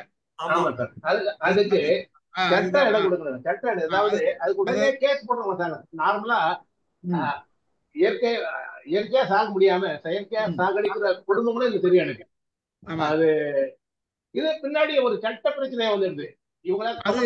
அது உண்மை. என்னன்னா என்ன பிரச்சனைன்னா சார், இதுல வந்து ஒரு 10 பேர் இருக்காங்க ஃபேமிலி இல்லன்னு வச்சுங்களேன். ஒருத்தர் ஒரு 4 பேர் 10 பேரும் சேர்ந்து டிசிஷன் எடுத்தா கூட அதை ஒரு 2 பேர் என்ன பாங்க திடீர்னு மாத்தி சொல்றதுக்கு வாய்ப்புகள் இருக்கு. மாத்தி சொல்றதுக்கு வாய்ப்புகள் இருக்கு. ஒண்ணு. இன்னொரு விஷயம் அப்படின்னா, இப்ப ராமசார் சொன்ன மாதிரி அமெரிக்காலாம் வந்து எழுதி கொடுத்துறாங்க, என்னை நான் வந்து இந்த மாதிரி உடம்பு முடியாத ஆயிட்டுனா என்னை காப்பாத்தாதீங்க, எனக்கு எந்த ட்ரீட்மெண்ட் எடுக்காதீங்க அப்படின்னு எழுதி கொடுத்துறாங்க. ஆனா ஒரு ஒரு 50 வருஷத்துக்கு முன்னாடி யோசிச்சு பாருங்களேன், உடம்பு முடியாதவங்கள நம்ம எதுக்குன்னா ட்ரீட்மெண்ட் கொடுப்போம், வீட்லயே வச்சுருப்போம் சாவர வரைக்கும். அது அது அது நம்ம எந்த ட்ரீட்மெண்ட்டும் கொடுக்க மாட்டோம். இப்பவும் பைசா இல்லாதவங்க என்ன பண்ணுவாங்க, பைசாவே இல்லை, ட்ரீட்மெண்ட்டே பண்ண முடியல, கேன்சர் இருக்குது, லட்சக்கணக்கில் செலவு பண்ணோம், அவங்க என்ன பண்ணுவாங்க, ஒன்றும் பண்ண முடியாது, வீட்டில தான் வச்சிருப்பாங்க. உயிர் போட்டவங்க கொஞ்சம் 2 நாள்ல 3 நாள்ல போகுது போட்டோன்னு தான் வச்சிருப்பாங்க. அப்படி வச்சுட்டு இருக்கும் போதே 2 நாள் 3 நாள் அவங்க போயிடுறாங்க. புரியுதுங்களா? இது காசு வச்சிருக்கவங்க கொஞ்சம் முயற்சி பண்ணி பார்க்கும், ஐயோ நம்மளை காப்பாத்தலன்னு சொல்லிட போறாங்களா அப்படின்றதுனால பேருக்காச்சும் ஹாஸ்பிட்டல்ல வச்சு ட்ரீட்மெண்ட் கொடுக்கும். ஹாஸ்பிட்டலே அவனுக்கு தெரியும் இது போயிடும் அப்படின்றது, காசு வருது வர வரைக்கும் வரட்டும் அப்படின்னு சொல்லிட்டு அவன் வாங்கி வச்சு பார்த்தா இதுதான் சில விஷயங்கள் நடக்குது. ஆனால் சிலர் பாத்தீங்கன்னா பல நேரங்கள்ல என்ன ட்ரீட்மெண்ட் கொடுக்கலனாலும் வீட்லயே வச்சிருந்தாலும் வருஷ கணக்குல சாவும் சாவாத போகவும் போகாத அந்த நிலைமையிலே இருக்கிறவங்களும் கண்டிஷன் இருக்கு. அது என்னன்னா அவங்களோட செல்லு ஒண்ணு ஒவ்வொரு அணுவும் வந்து உயிரோடு இருக்குதுன்னு தான் அர்த்தமே தவிர அவங்களோட செல் வந்து அவ்வளவு சுலபமா சாவல. அது ஜெனட்டிக் வீரியமான ஜெனட்டிக் ஜீனு. மற்ற உறுப்புகள் தான் செத்து இருக்க தவிர அதுல உடம்புல இருக்கிற அந்த செல்லோ அதுல அதையெல்லாம் ஒண்ணு ஒண்ணா உயிர் போனாதான் அந்த உடம்பு உயிர் போகும். அப்போ அது எல்லாமே உயிர் வாழ்ந்துட்டு இருக்கிறப்ப அந்த உயிர் போகாது. அது இதை புரிஞ்சுக்கிற தன்மை நமக்கு இல்லை. அதுதான் விஷயம். அதனால நம்ம என்ன பண்றோம், ரொம்ப நாள் அவஸ்தைப்படுறமேன்றதுக்காக இதெல்லாம் பண்ணிக்கலாமான்னு நினைக்கிறோம். அதுக்கு பர்மிஷன் இல்லை கவர்மெண்ட்ல. ஆனா இது போக போக வந்துடும். இன்னொரு 50 வருஷம் கழிச்சு பார்த்தோம்னா, 100 வருஷம் கழிச்சு பார்த்தோம்னா இதெல்லாம் ஒரு விஷயமாவே இருக்காது. ஆட்டோமேட்டிக்கா அது நடந்துற வாய்ப்புகள் இருக்கு. ராமன் சார் ஏதோ சொல்லுவாரு. ஒரு வெண்ணில் தான் முடிச்சிருக்கோம். சார் சொல்லுங்க சார். வாங்க வேறு சார் வாங்க. வணக்கம். நம்ம இதை பத்தி நிறைய பேசியிருக்கேன் சார். 3 படம் பேசினோம். தலைக்கூத்தல்னு ஒரு படம் பேசினோம். அப்புறம் ஒரு மலையாள படமும் இதே பேசணும். அப்புறம் கேடி அப்படின்னு ஒரு படம் பேசணும். அப்புறம் ரேவதியுடைய ரொம்ப சிறந்த படம் ஒண்ணு பேசணும். அவளுடைய பிள்ளை, அவளே முடிவு பண்றான், அந்த பையனும் முடிவு பண்றான். ஆனாலும் சட்டத்துல இடம் இல்லை அப்படின்னு எல்லாரும், செனட்டர் முடிவுபடுத்துறாங்க, எல்லாம் பார்லிமெண்டரி எல்லாம் முடிவு பண்றாங்க, ஊடகவியலாளர்லாம் ஊடகத்துல போடுறாங்க. அந்த படம் ரொம்ப ஃபேமஸான படம், இப்ப டக்குன்னு பேரும் இல்லை. ரேவதி டைரக்ஷனு, ஒரு ரொம்ப நல்ல படம். அதுலயும் இதே இதான் யுத்தனேஷியா தான் இது பண்றாங்க. அந்த கருணை அவனுடைய நான் இருக்க போதே என்னுடைய ஆர்கன்ஸ் எல்லாம் நான் செத்ததுக்கு அப்புறம் எங்கிட்ட கொடுக்கறதுக்கு ரொம்ப இருக்காது, சில கண்ணு தான் கொடுக்கலாம். இருக்க போதே நான் கொடுக்குறேங்கிறாரு அந்த பையன். அவன் அம்மாவே போராடுறா அதுக்காக. கடைசியில ஜட்ஜ்மெண்ட் வர்றதுக்குள்ளார அந்த பையன் இறந்துடுறாங்கிறது மாதிரி அந்த கதையை முடிச்சிருவாங்க, ஒரு காம்ப்ரமைஸ் பண்ணி. ஆனா இல்லைங்கிறது தான், நம்ம இந்தியாவில் அதுக்குள்ளார சட்டம் இல்லைங்கிறது தான் இப்போதைக்கு நிலைமைன்னு நினைக்கிறேன். ஆனா ஒரு இது அன்னைக்கு ஒரு படம் போட்டிருந்தாங்க, நைட்ரஸ் ஆக்சைடை இது பண்ணி ஏதோ வெளிநாடுல ஒரு ஏதோ நாடு போட்டிருந்தாங்க, அது கொல்லுகிற முறை தன்னாலே இது பண்றது மாதிரி. சொல்லுங்க சார். வசந்தி மேடம் எது சொல்ல வராங்க? வாங்க மேடம். வணக்கம் சார். ஓகே, அதாவது நம்ம ஒரு 1/2 hourல கிளம்பிடுவேன், வெளியில போயிட்டு இருக்கிறோம். ஓகே, அதாவது இங்க வந்து எப்படி அப்படின்னா ஃப்ரீ வில் அப்படின்னு ஒன்று இருக்குங்க, லிவிங் வில்னு ஒன்று இருக்கு. அதை வந்து நாங்கள் வந்து நீங்கள் சுயமாக கான்ஷியஸாக இருக்கும்போது நீங்கள் அதை எழுதி வச்சிடணும். அது என்னன்னா மெடிக்கலா என்ன, எனக்கு வந்து ஒரு ரிசாசினேட்டட் ஒரு சிபிஆர், அந்த கார்டியோ பல்மனரி ரெசாசிட்டேஷனோ இல்லாட்டி டியூப் போடுறதோ ஒன்றுமே எனக்கு பண்ணாதீங்க அப்படின்னு சொல்லிட்டு நான் எழுதி வச்சுட்டு, எனக்கு மட்டும் இல்லை, என்கிட்ட மட்டும் இருக்காது, அது என்னோட டாக்டர் கிட்ட ஒரு காப்பி இருக்கும். அது வந்து நான் வந்து நோட்ரி பப்ளிக்கிட்ட போய் நோட்ரி வாங்கி, அதாவது இது என்னோட சுயமாக நினைக்கிறது, எனக்கு வந்து டியூப் போடாதீங்க, என்னை வந்து கார்டியாக் அரெஸ்ட் வந்துச்சுன்னா என்னை வந்து டீஃபிப்ரிலேட்டரோ ஏதோ வச்சு என்னை ஒன்று ரிவைவ் பண்ணாதீங்க, என்னை ஒன்றுமே பண்ணாதீங்க, அப்படியே என்னை விட்டுருங்க அப்படிங்கிறது நாங்கள் எழுதி கொடுக்குறோம். நான்லாம் எழுதி கொடுத்தாச்சு.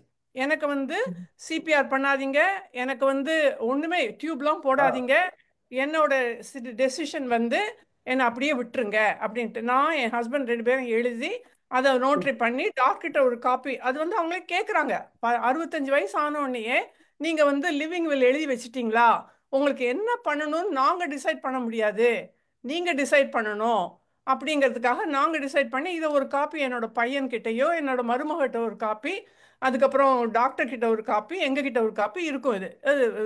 இதுலேயும் இருக்கும், லாக்கர்லேயும் இருக்கும், யார் வேணா போய் இதை எடுத்துக்க முடியும்.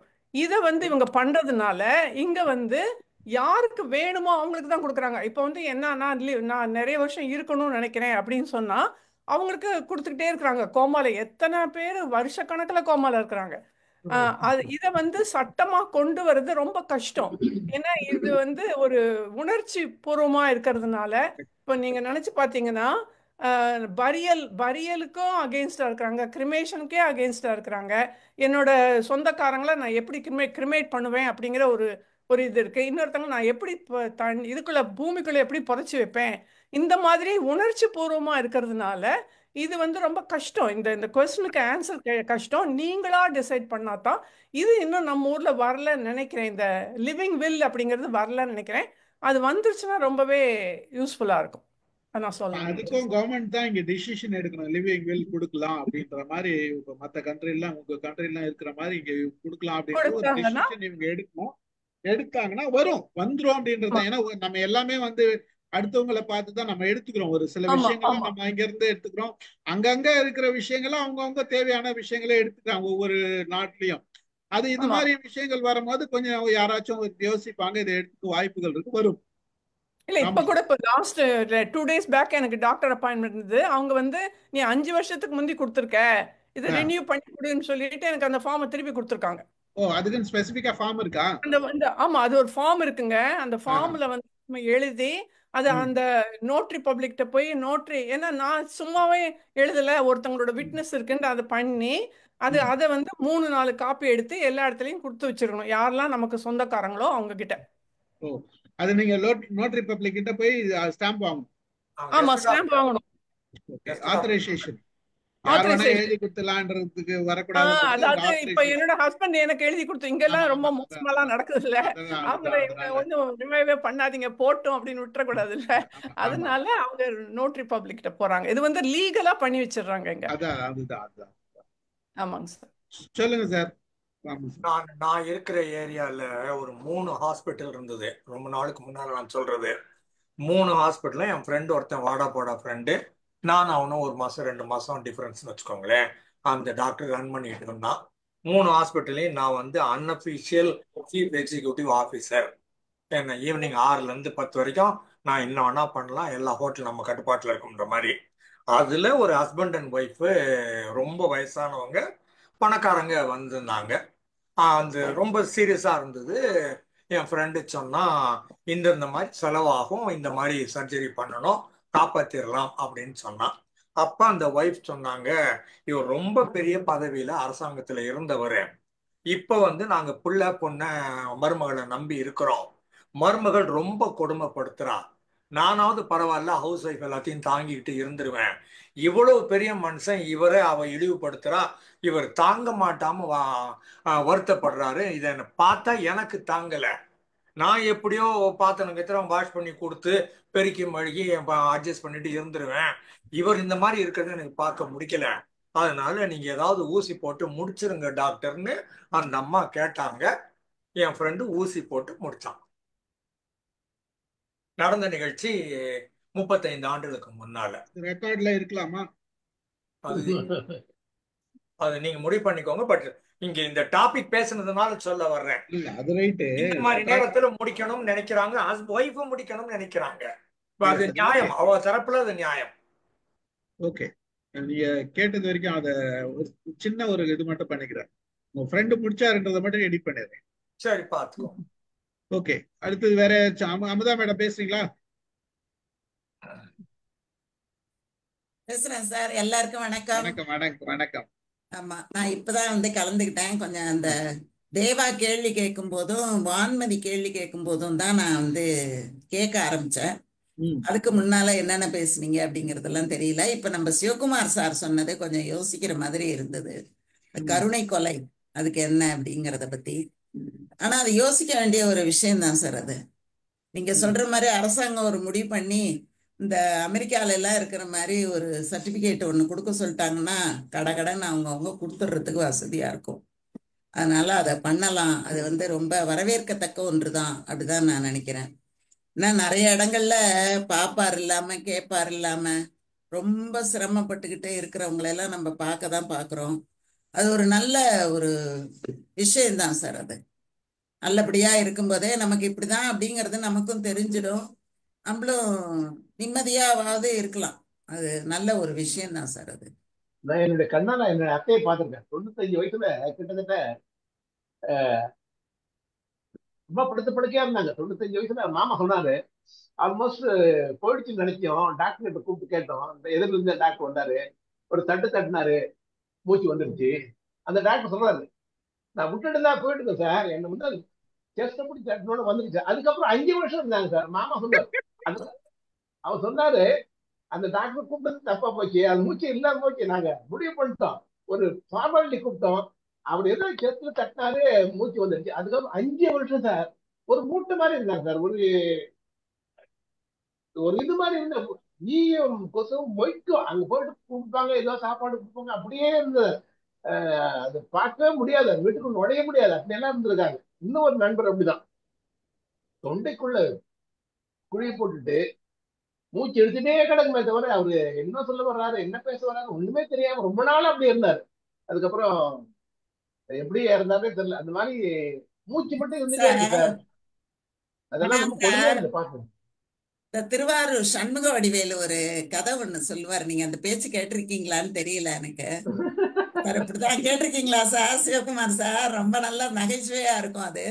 கைலாசி சாகரப்ப கூட டாக்டரை கூட்டிட்டு வந்தா, நான் தான் அப்பயே சொன்னனே இத்தனை நாளா இழுத்துக்கிட்டு இருக்கு, அந்த டாக்டர் கிட்ட பாருன்னு சொன்னனே, அதுவே ஒரு தடவை பார்த்துட்டு வந்திருக்கலாம்ல அப்படின்னு சொல்ற மாதிரி. சில பேர் கைராசிக்காரவங்க தொட்டாங்கன்னா சரியாயிடும்.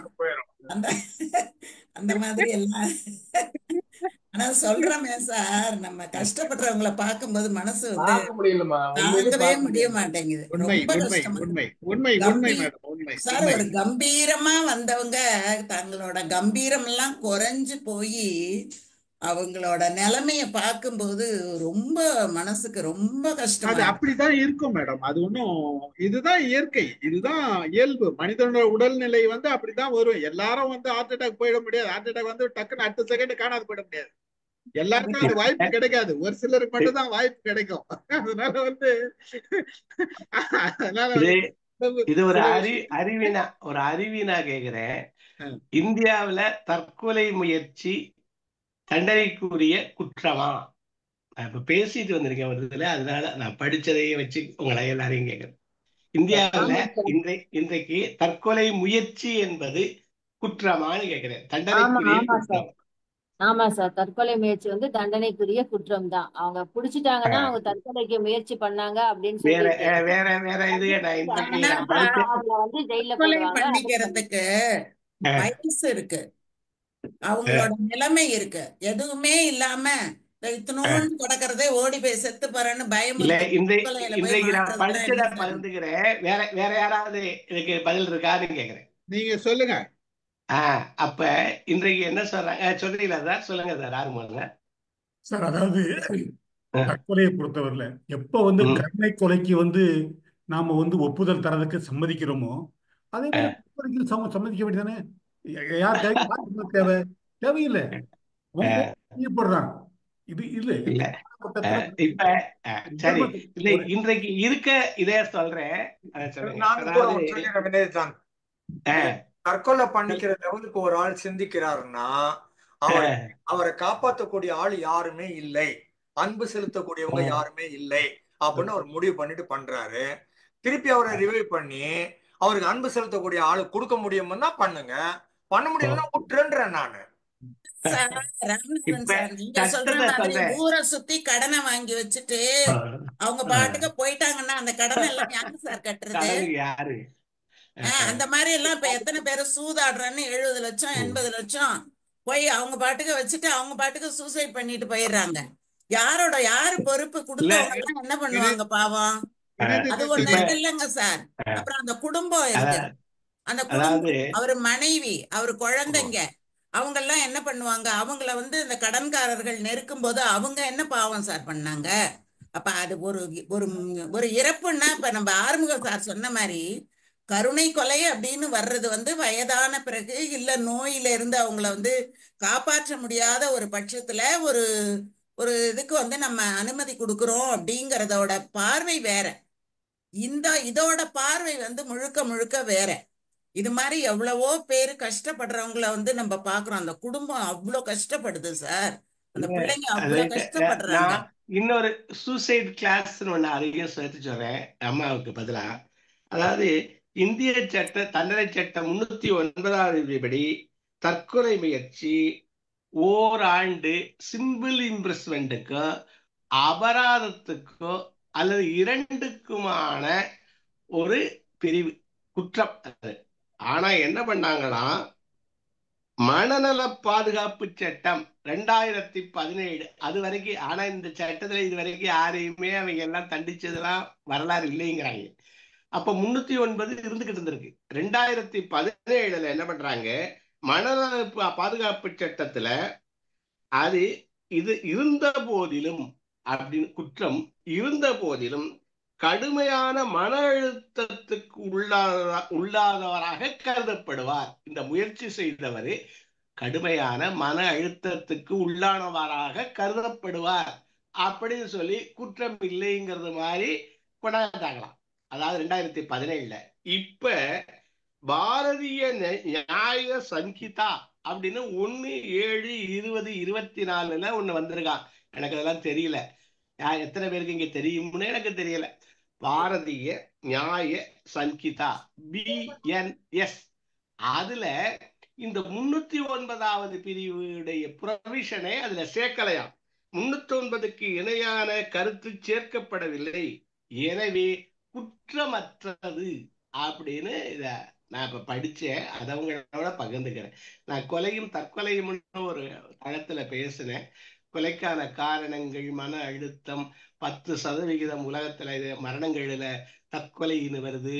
ஆனாலும் சிலர் தற்கொலைன்னு பதியப்படவும் இல்லை. தற்கொலைக்கு காரணங்கள் சில நோய் காரணங்கள் இருக்கு. அப்ப 3 விஷயம், ஒர்த்லெஸ், யூஸ்லெஸ், ஹெல்ப்லெஸ்ங்கிற நிலைமைகள் எல்லாம் தான் தற்கொலையை தூண்டுது. மது போன்றவை தூண்டுது. இப்ப ஒன்று நிகழ்ந்தது, அதனால இந்த பரிச்சை இந்த எங்களுக்கு பக்கத்துல, அதனால இந்த இதை எடுத்துக்கிட்டு அதுக்குள்ள காரணங்கள், அதுக்கு எப்படி உடன் இருக்கிறவங்க எப்படி உதவலாம் அப்படிலாம் டிஸ்கஸ் பண்ணேன். அதுல நான் படிச்சேன். அப்ப இது தண்டனை சட்டம்னு முன்னாடி எனக்கு தெரியும். இப்ப தண்டனைக்குரியதான தேடுனதுல இந்த பாரதிய நியாய சங்கீதை அப்படிங்கிறத எத்தனை பேர் பார்த்தீங்க? 1/7/2024 அது இது பண்ணதா கூகுள் சொல்லுது. அதுல இதெல்லாம் சேர்க்கப்படலை, அதனால இது குற்றமற்றது இன்றைய நிலைப்படி அப்படின்னு படிச்ச. இதுகளை பற்றி படித்தவர்கள், இந்த BNS அப்படிங்கறத பத்தி படித்தவர்கள் சொல்லுங்க. Thanks. Thank you sir. Vasanthi madam வாங்க. தற்கொலை அப்படிங்கிறது இங்க அது என்ன சட்டம்னு எனக்கு தெரியாது சார். ஆனா இப்போ ரீசெண்டாக ஒரு இந்த இன்சிடெண்ட்டை கட்டாயம் சொல்லணும்னு நினைச்சேன். ஒருத்தர் தன்னோட ஓன் டெத்தையே ஃபேக் பண்ணிட்டாரு. அதாவது தான் இறந்து போனாப்புல ஒரு சுச்சுவேஷனை கிரியேட் பண்ணி போட்டிங் போறாரு. போட்டிங்ல இருந்து அவர் திரும்பி வரல, எல்லாம் கிரியேட் பண்ணியிருக்காரு. அவர் இறந்து போனாப்புல எல்லாரும் அவங்க இறந்து போயிட்டாரு அப்படின்னு நினைச்சிட்டு இருக்காங்க 10 வருஷமா. இவர் இங்கேருந்து தப்பிச்சு போய் சுவிட்சர்லாண்ட்லேயோ எங்கேயோ போய் ஒரு பொண்ணு கூட வாழ்க்கை நடத்திட்டு இருக்காரு. அவரை கண்டுபிடிச்சிட்டாங்க. இப்போ அவரை கண்டுபிடிச்சி கூப்பிட்டு இப்போ ஜெயிலில் போட்டிருக்காங்க for faking his own death. அதனால அவரை உள்ளே போட்டு வச்சிருக்கிறாங்க. அவங்க பிள்ளைங்க, அவங்களுக்கு 2 பிள்ளைங்க இருக்கு. இந்த மாதிரி தற்கொலையை ஃபேக் பண்ணுறவங்களும் இருக்கிறாங்க. நான் கொலையா தற்கொலையா அவ்வளவு இதுக்காக எல்லாரும் தேடி அவரை தேடி அந்த செலவு எல்லாமே இப்போ அவர் மேலே வந்திருக்கு. ஃபைன் போட்டிருக்காங்க. சரி, சூசைட் கிளாஸ். ஆமா, அது இன்சூரன்ஸ்லாம் பண்றாங்க. இப்ப சூசைட் கிளாஸ்னு ஒன்று இருக்கு LICல. நம்ம பாலிசிக்கு பின்னாடி இருக்கு. ஒவ்வொருத்தரும் ஒவ்வொரு மாதிரி வச்சிருக்காங்க. இதுல அமுதா அம்மாவுடைய கேள்விக்கு அதுல பதில் இருக்கு. அந்த சூசைட் கிளாஸ் என்ன சொல்லுதுன்னா, ஒரு இன்சூரன்ஸ் எடுத்து 1 ஆண்டுக்குள்ள ஒருத்தன் தற்கொலையால இறந்தான்னா கிளைம் இல்லை, 1 வருஷத்துக்குள்ள அப்படிங்கிறது அந்த சூசைட் கிளாஸ். ஏன் அந்த கிளாஸுக்கு பின்புதுன்னா, எவனும் 1 வருஷம் திட்டமிட்டு தற்கொலை செய்ய மாட்டான் அப்படின்னு இன்சூரன்ஸ் கம்பெனி நினைக்குது. அந்த காலத்துல இது இன்னைக்கு வேலை 1938 இருந்து இது இருந்துகிட்டு இருக்கு. அப்ப இதுல ஒரே ஒரு எக்ஸம்ஷன் இருக்கு. எவனாவது போனபைடு கிரெடிட்டா இருந்தானா, அதாவது இவர் மேல இப்ப இந்த பாலிசியை இவர் போட்டு ஒருத்தனுக்கு அசைன்மெண்ட் இருக்காரு, இறந்துட்டார். ஆக்சுவலா கிளைம் கொடுக்கறது இல்ல, ஆனா அவனுடைய இன்ட்ரெஸ்ட ப்ரொடெக்ட் பண்றாங்க. அத கிளைம் ரிபிடியேஷன் தான். ஆனா ஒருத்தர் இப்ப 10,000 ரூபாய் எடுத்துட்டு அதுக்கு அவனுடைய இதுக்கு இது அசைன் பண்ணி கொடுத்திருந்தாருன்னா அந்த 10,000 ரூபாய் உண்டு அப்படிங்கிறது அந்த கிளாஸ். அப்ப இதுக்கு இது சார்ந்து இருக்கவங்க அம்மா கேட்டாங்கல்ல, அதுக்காக அந்த கிளாஸ் சொல்றேன். இப்ப கொஞ்சம் மாறுதல் இருக்கு. சில கம்பெனி இப்ப 6 மாதம் தான் ஆக்கிட்டான். 1 வருஷம் LICயுடைய சூசைட் கிளாஸ். இப்ப சில கம்பெனிகள் 6 மாதம் ஆக்கி இருக்காங்க. இப்ப அதுல சில மாற்றங்கள் இருக்கு. Thank you sir. யாரும் நினைச்சு சாறது இல்ல அப்படிங்கறது ஒரு காரணம். 1 வருஷம் நினைச்சுக்கிட்டே சாக மாட்டான் அப்படின்னு. வேற எதனா மாத்துவோம், நம்ம சப்ஜெக்ட் இதே பேசிட்டு இருக்கோம், டெத் பத்தி. வேற எதனா போய் பேசுவோம். ஒரு கேள்வி கேட்கறேன், ஒரே ஒரு கேள்வி சார். சொல்லுங்க சார். டே டு டே லைஃப்ல சார், நம்ம as a middle class man, I am forced to violate some rules and regulations. Daily அன்னாடம் டிராபிக்ல I am force to pay at least 50, 100, 50 rupees ஏதோ கட்ட வேண்டி இருக்கு. கொடுக்காம சமாளிக்க முடியுமா? அன்றாடம் இபி கனெக்ஷன் வாங்குறோம், இபி ஆபீஸ் வந்து ஏதாவது நம்மளால கொடுக்காம இருக்க முடியல. அதெல்லாம் கொடுக்க முடியாது அப்படின்னு நம்மளால ரூல் பேச முடியல. இப்படிதான் இயல்பா நம்ம ஆர்டினரி மிடில் கிளாஸ் மேனா நான் அப்படிதான் பாக்குறேன். என்னால சின்ன சின்ன லஞ்சம் கொடுக்காமல் இருக்க முடியலன்றதான் என்னுடைய அபிப்பிராயம். இப்படியெல்லாம் எல்லாம் இருக்க முடியுமா? அப்படி ஒரு தமிழ்நாட்டிலே நான் கேட்கிறேன். மற்ற மாவட்டம் இந்தியாவில தமிழ்நாட்டிலேயே இப்படி ஒரு நிலைமை இருக்குன்றது என்னுடைய அபிப்பிராயம். மற்றவங்க அன்றாடம் ஒரு சட்டமிரல் நம்மளால மீறிட்டே தான் இருக்கிறோம் அப்படின்றத என்னுடைய. நீங்க தான் சார் அதை வந்து இது இல்லீகலா நினைக்கிறீங்க. நம்ம பெரிய பெரிய ஆளுங்க மிடில் கிளாஸ் மேன் தான் இல்லீகலா நினைக்கிறோம். பெரிய ஆளுங்கெல்லாம் அன்பளிப்பு கொடுத்து போயிடுறாங்க. அவங்கள விட்டுருங்க, மிடில் கிளாஸ் மேன் போயிடுறாங்க. அதாவது என்னன்னா வருத்தப்படுறதுக்கு வருத்தம்ன்றது ஒரு நமக்குள்ள இருக்குது இல்ல, அந்த உணர்வு, இந்த உணர்வு குற்றம் செய்யறோம் அப்படின்ற ஒரு சின்ன உணர்வு இருக்குது இல்ல. ஐயோ நம்ம கொடுக்குறோமே, லஞ்சம் கொடுக்குறோமே, தப்பு இருந்துருது, வேற வழியே இல்லை, கொடுத்துதான் ஆகணும்ட்டு. இதே ப்ரொஃபஷனல்ஸ் இருக்காங்க, இது கொடுத்துதான் ஆகணும்னு கொடுத்து வேலை வாங்குறாங்க. இன்னைக்கு எத்தனை பில்டர்ஸ் லஞ்சம் கொடுக்காத பில்டிங் கட்டுறாங்க. ஆமா சார், ஆமா சார். சொல்லுங்க நீங்க. இல்லைன்னா அப்ரூவலே வாங்க முடியாது. அதுதான் இது வந்து குற்றமா உணர்றவங்க குற்றமா எடுத்துக்கலாம், அவ்வளவுதான் விஷயமே தவிர மற்றபடி நீங்க எதுவுமே செய்ய முடியலன்னா அது எதுவுமே நமக்கு நடக்காதுன்ற சூழ்நிலையில இன்னைக்கு இருக்குதுன்றதுதான் நிலைமை. மற்ற கண்ட்ரில எப்படின்றது நமக்கு தெரியல, நம்ம போய் பார்த்தா தான் தெரியும். கோபால் ரத்னம் சார் ஏதோ சொல்ல வர்றாரு, வாங்க சார். அனைவருக்கும் வணக்கம். ஆடியபிளா சார்? கேக்குது சார் கொஞ்சம். ஓகே. ஒரு 100 years பொறுத்து என்ன நடக்கும் அப்படின்னு ஒரு இஷ்யூ சொல்லியிருந்தீங்க. என்னுடைய தாட் ப்ராசஸ்ல அந்த பாயிண்ட்ஸ் ஆக்சுவலா இப்போ இருக்கக்கூடிய ஆர்டிஃபிஷியல் இன்டெலிஜென்ஸ் வந்து டெஃபினட்டா அதனுடைய 4th ஜெனரேஷன் வந்துடும் அந்த நேரத்துக்கு அப்படின்றது என்னுடைய கருத்து. ஏன்னா எவ்ரி 25 years ஒரு பெரிய பெரிய மாறுதல்கள் நடந்துட்டு இருக்கு. அதனால அது இந்த நேம் ஆஃப் வேற ஏதாவது ஒரு பேர்ல அந்த நேரத்தில் கவர்ன் பண்ணலாம் அப்படின்றது என்னுடைய கருத்து. அதே மாதிரி no human values, family sector வந்து வெரி வெரி வெரி ரேரா இருக்கும் அப்படின்னு அந்த நேரத்தில். Age will be increased beyond 100 years. So அந்த நேரத்துக்கு வந்து ஆர்டிஃபிஷியல் ப்ளூ ஜோன்ஸ் வந்து ஆர்டிஃபிஷியலாக உண்டாக்கிடுவாங்க. So poverty will be brought down to 0 by political support. So நிச்சயமாக வந்து அது ஒரு இஷ்யூவாக வந்து பாவர்ட்டியை வந்து குறைக்கிறதுக்கு பெரிய ஸ்டெப்ஸ் எடுப்பாங்க. அன்மியூட் பண்ணுங்க உங்க இது மைக். ஓ சாரி. ஸோ அதே மாதிரி இந்த Wars poverty will be brought down to 0 by political support அது சொன்னேன். அதே மாதிரி Wars will be different from nuclear வார். நிச்சயமா நியூக்ளியர் வார் இருக்கா சார்? அப்போ வந்து they will use as a laser beam as a war tool அப்படின்றது என்னுடைய கருத்து. அதே மாதிரி ஃபேமிலி வந்து எங்கேயாவது வெளியே போகணும்னு நினைச்சா நிச்சயமா வந்து டிஃப்ரெண்ட் பிளான்ட்டுக்கு பிக்னிக் போயிட்டு வருவாங்க. தட் மைட் ஈஸி அந்த டிரான்ஸ்போர்ட்டேஷன்லாம் நடக்கும்ன்றது. அதே மாதிரி test tube baby will be born in local hospitals. Test tube baby centres வந்து நிறைய இடத்துல ஏடிஎம் பூத் மாதிரி ஆரம்பிச்சிருவாங்கன்றது என்னுடைய கருத்து. So new disease will be common. So அந்த காலகட்டங்களில் புது வைரஸ் மியூட்டேஷனில் புது டிசீசஸ் வரலாம். நிச்சயமாக வந்து jails will be more than sophisticated than houses, அந்த மாதிரி ஒரு சூழ்நிலையும் வரலாம். அதே மாதிரி natural disaster, manmade disaster will be taken by the big corporates.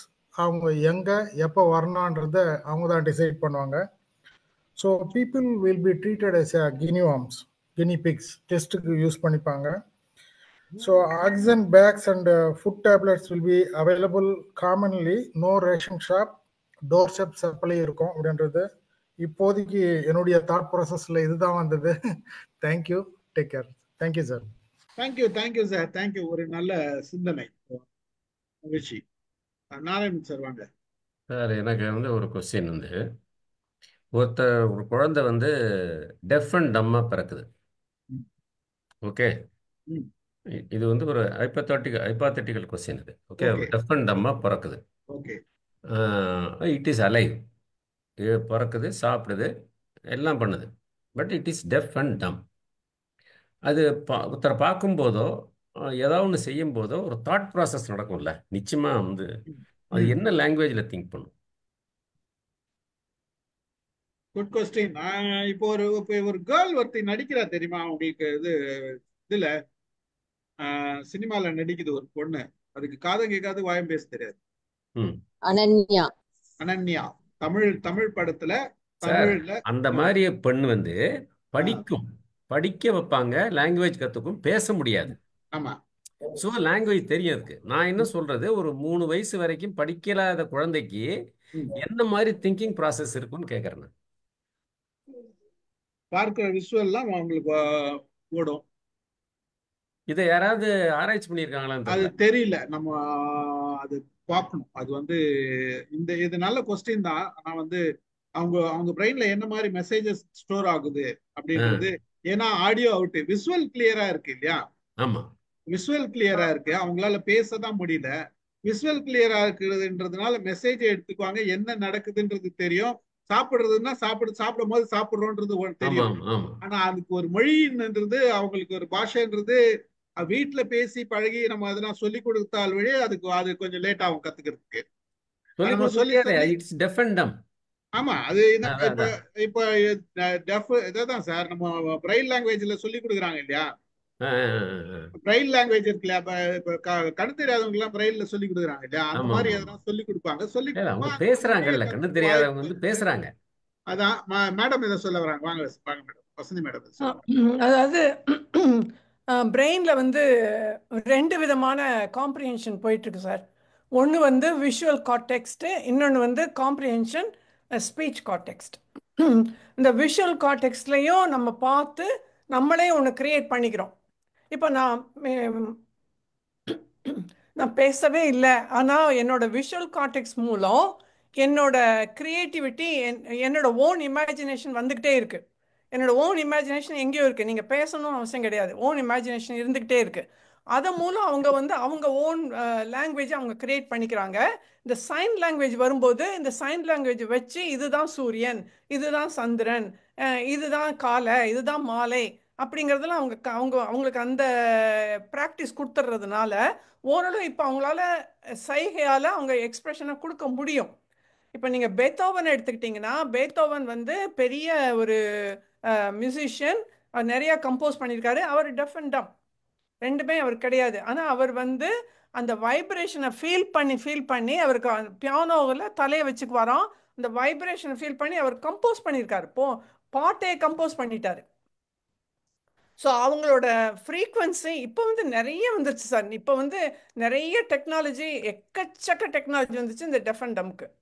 அவங்க வந்து அதை கேட்கல, அதாவது அந்த 5 வயசு வரைக்கும் ஸ்கூலுக்கே போகல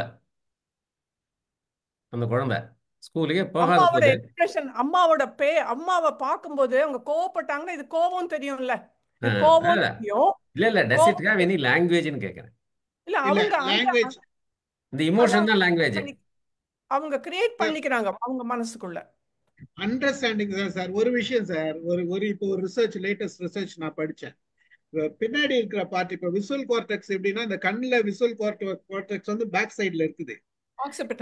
இந்த ஆக்சிபிட்டல் லாப் வந்து பார்வையற்றவர்கள், எனக்கு கண்ணு போயிடுச்சுன்னு வச்சுக்கீங்களேன், இந்த பிரெயின் என்ன பண்ணுதுன்னா ஸ்பெசிபிக் டெரிட்டரி கிடையாது அதுக்கு.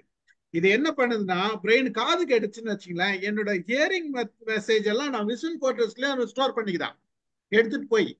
இப்ப ரிசர்ச்ல வந்து சொல்லியிருக்கு, நான் வீடியோ எல்லாம் பார்த்திருக்கேன், சொல்றேன். அது வந்து கம்ப்ளீட்டா என்ன பண்ணுதா, there is no, அவர் என்ன கிளீனா சொல்றாருன்னா, there is no territory in your brain. Visual கோர்டெக்ஸே என்ன ஆகுதுன்னா ஆடிட்டரி மெசேஜ கம்ப்ளீட்டா இது பண்ணி, அவங்க பெரும்பாலும் வந்து பிளைண்ட் பீப்புள் எதனால மியூசிக்ல ஸ்ட்ராங்கா இருக்கிறாங்க அப்படின்னா இதுதான் காரணம் ப்ரூவ் பண்றாரு. இந்த கம்ப்ளீட்டா, அதாவது அவங்களோட ஆடியோ பதிவு பண்ற எல்லா பிரெயின் ஆடியோ பதிவு பண்ற ஏரியா வந்து எக்ஸ்பாண்ட் ஆயிடுதான், எக்கச்சக்கமா எக்ஸ்பாண்ட் ஆயிடுறதுனால அவங்களால ரொம்ப ஈஸியா வந்து உணர முடியுது எல்லாத்தையுமே வந்து அந்த சத்தத்தை ரொம்ப ஷார்ப்பா, நம்மளோட ஷார்ப்பா இருப்பாங்க, டக்கு டக்குன்னு எல்லாமே ஓடும். புரியுதுங்களா? இப்ப நமக்கு பவர் பாத்தீங்கன்னா நமக்கு விசுவலா நிறைய பவர் இருக்கு. அந்த விசுவல் ஏரியாவை வந்து அதை ஆக்குபை பண்ணும்போது என்ன பண்ணுதுன்னா இட் டேக்ஸ் மோர் இது, அந்த எஃபிஷியன்சி வந்து ரொம்ப அதிகமா இருக்குது அப்படின்ற. இப்போ ரெண்டுமே இல்லைன்னு வச்சுங்களேன், கண்ணும் கிடையாது காதும் கிடையாது, உங்களுக்கு கண்ணும் கிடையாது காதும் கிடையாதுன்றப்ப அப்ப அந்த ஏரியா மத்த சென்ஸ் வந்து இது எடுத்துக்கும். மத்த சென்ஸ்ல நம்ம மெசேஜ் பண்றோம் இல்லையா, விசுவல் ஏரியா வந்து நிறைய இருக்கு, நிறைய எடுத்துக்கும். இந்த காது கேட்காத ஏரியா வந்து உங்களை சவுண்டோட எஃபெக்ட் வந்து அது எடுத்துக்கும், டோட்டலா எடுத்துக்கும். பேச முடியாத ஏரியா வந்து அது எடுத்துக்கும். அப்ப ஸ்ட்ரென்த் வந்து விசுவலோட எஃபெக்ட் வந்து இன்னும் அது எக்ஸ்ட்ரா ஆர்டினரியா போகும்போது அவங்களோட அண்டர்ஸ்டாண்டிங் ரொம்ப அழகா இருக்கும் விசுவலா. ராம சார் வாங்க சொல்லுங்க. ஒன்னே ஒன்று சொல்லிடுறேன் சார். அவங்களால அவங்களோட எக்ஸ்பிரஷன் வந்து எழுத்துல காட்ட முடியும். ஸோ இப்போ வந்து எனக்கு கோபமா இருக்கு, அவங்க அந்த எக்ஸ்பிரஷனை வந்து வெரி ஆங்கிரி, அதுதான் மேடம், அது வந்து லேர்னிங், அது லாங்குவேஜ் லேர்ன் பண்ண பிறகு. அதுக்கு முன்னாடி தான் சார் கேட்கிறாரு, லாங்குவேஜ் லேர்ன் பண்ண பிறகு அவங்களுக்கு ஒரு லாங்குவேஜ் தெரிஞ்சுட்டு அந்த லாங்குவேஜ் தான் அவங்க கம்யூனிகேட் பண்ண ஆரம்பிச்சிடறாங்க. சார் கேட்கறது என்னன்னா லாங்குவேஜ் தெரியாததுக்கு முன்னாடி அவங்க எந்த விதத்துல இருப்பாங்க. இதுதான் சார், சைகை தான் சார் மேக்சிமம். சைகையில பார்த்து தான் அவங்க அண்டர்ஸ்டாண்ட் பண்ணிக்க வாய்ப்புகள் இருக்கு. வாங்க சார். அது ஃபேஷியல் எக்ஸ்பிரஷன் வச்சு அவங்க வந்து சொல்லுங்க சார். ராம சார் சொல்லுங்க. இது ஹெலன் கெல்லர், லேடி வித் லேம்ப்னு சொல்லுவாங்க, நர்ஸ்ன்னு சொல்லுவாங்க, என்ன கருணையே வடிவானவள் அப்படிம்பாங்க. இவங்களுக்கும் காது கேட்காது, வாய் பேசாது. காது கேட்காதவங்களுக்கு வாய் பேசாது, ஆட்டோமேட்டிக். இது இன்புட் வரலன்னா அது கன்வே பண்ண முடியாது, இருக்காது. சரியா? ஆனா இவங்க முதுகுல இவங்களுக்கு 1 2 3 எழுதி டீச்சர் ஒண்ணு கத்து கொடுக்குறா. அதுக்கப்புறமா அணைச்சுக்கிறா. 10 வயசு வரைக்கும் இந்த பொண்ணு மகா ரவுடி, யார் பேச்சையும் கேட்காது, கலாட்டா பண்ணிட்டு இருந்த பொண்ணை ஒரு நல்ல டீச்சர் வந்து மாத்துறாரு. அதுக்கப்புறம் கொஞ்சம் கொஞ்சமா இந்த பொண்ணு மாறி அப்புறம் உலகத்தையே கருணையா பார்த்து எல்லாரையும் காப்பாத்துறது எப்படி அப்படின்னு லேடி வித் லேம்பும்பாங்க. எனக்கு தெரியாது, ஆனா இந்த லேம்பு எதிரில் வர்ற ஆளு என் மேல இடிச்சுக்காம இருக்கணுங்கிறதுக்காக நான் அந்த லேம்ப் எடுத்துட்டு போறேன்னு சொல்லுவான். அவளுக்கு கண் தெரியாது. ஸோ அந்த ஆங்கிள் பார்க்குற போது ரிசப்டிவிட்டி காது வழியா கேட்கலை அப்படிங்கிறது மட்டும்தான் குறைபாடே தவிர மற்றபடி சென்ஸ் எல்லாம் ஒர்க் பண்ணத்தான் செய்யுது. வாயால கன்வே பண்ணாம அவங்க கையால கன்வே பண்றாங்க, எழுத்துல கன்வே பண்றாங்க, பாடி லாங்குவேஜ்ல கன்வே பண்றாங்க. அதனால எந்த விதத்திலும் குறைபாடே கிடையாதுன்னு சொல்றது. இப்போ நான் பிளைண்ட் பீப்புளுக்கும் ட்ரைனிங் ப்ரோக்ராம் எடுத்துட்டேன். ட்ரிச்சியில் ஆர்பிட்னு ஒன்று இருக்குது, organisation for rehabilitation of blind in Trichy. ஆமாம், ஆர்பிட். 2 days கிளாஸ் எடுத்தேன். அதில் ரொம்ப கஷ்டப்பட்டு இந்த விஷுவல் வேர்டே இல்லாமல் நான் ஒரு 1.5 மணி நேரம் பேசினேன் முதல்ல. அப்புறமா பிரேக் விட்ட உடனே அவர் வந்து சொன்னார், நீங்கள் பாட்டுக்கு இயல்பாக எப்படி பேசுகிறீங்களோ பேசுங்க சார், எங்களுக்காக ஒன்றும் கஷ்டப்பட வேணாம், எங்களுக்கு எல்லாம் புரியும் அப்படின்னு சொன்னார் அவர். அதனால அவங்களுக்கு எல்லாமும் புரியும், அவங்க கன்வே பண்ணுற ஏரியா மட்டும்தான் மாறுதே தவிர வேற ஒன்றும் கிடையாது. இது பாடி லாங்குவேஜ்ல மற்றதுல கன்வே பண்ண. நம்ம சொல்ற ஆன்சர் எல்லாமே ஒன்ஸ் லாங்குவேஜ் கத்துக்கின பிறகு. சார் கேட்ட கொஸ்டின் வந்து லாங்குவேஜே தெரியாததுக்கு முன்னாடி அவங்களுக்கு எந்த மாதிரி சிந்திப்பாங்கன்றதுதான். ஒரே ஒரு ஆன்சர் தான் சார் இது. நம்ம பாக்குற விஷுவல் எடுத்துக்கிட்டு சைகையா என்னெல்லாம் நடக்குதோ அந்த அளவுக்குல அண்டர்ஸ்டாண்டிங் இருக்கும், இவ்வளவுதானே தவிர மற்றபடி லாங்குவேஜ் கத்துக்கின பிறகு அவங்களுக்கு சார் நிறைய பேர் பேசுவாங்க அந்த மொழியெல்லாம், அதெல்லாமே அப்புறம் கத்துக்கின பிறகுதான். பட் முன்னாடி வந்து அவங்களுக்கு அவங்க எடுத்துக்கிற ஒரு உணர்வு வந்து சைகை தான், உடல் மொழி தான், உடல் மொழி பாடி ரியாக்ஷன்ஸ் தான் அவங்களோட மெசேஜ், அவங்களோட மொழி.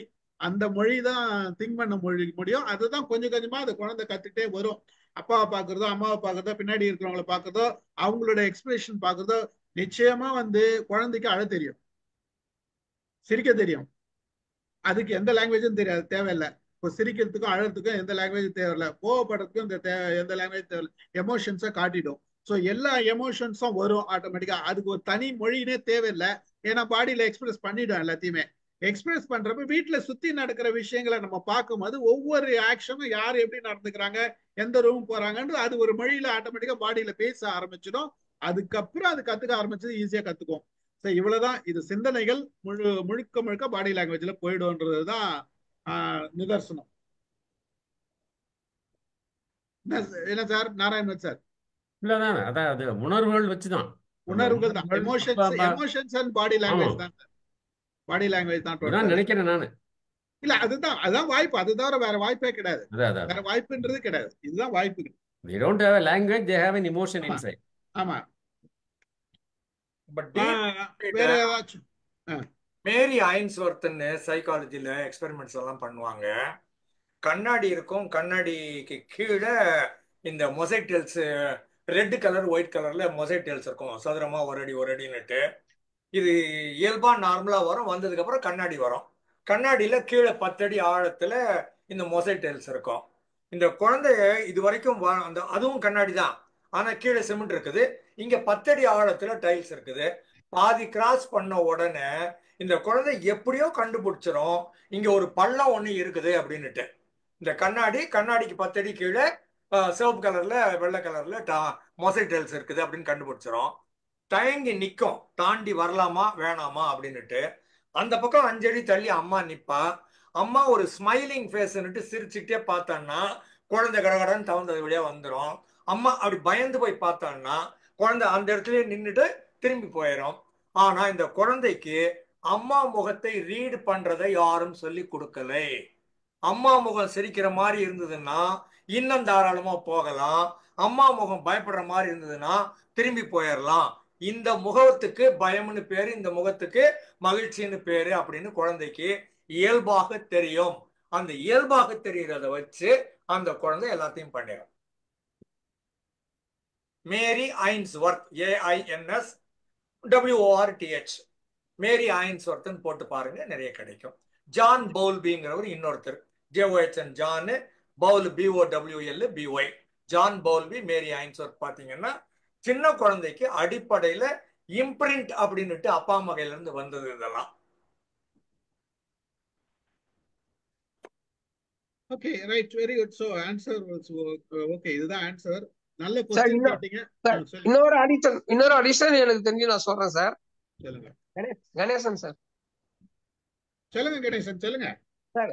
த பேரன் அவருடைய புக் இருக்கு sir, general psychology social psychology.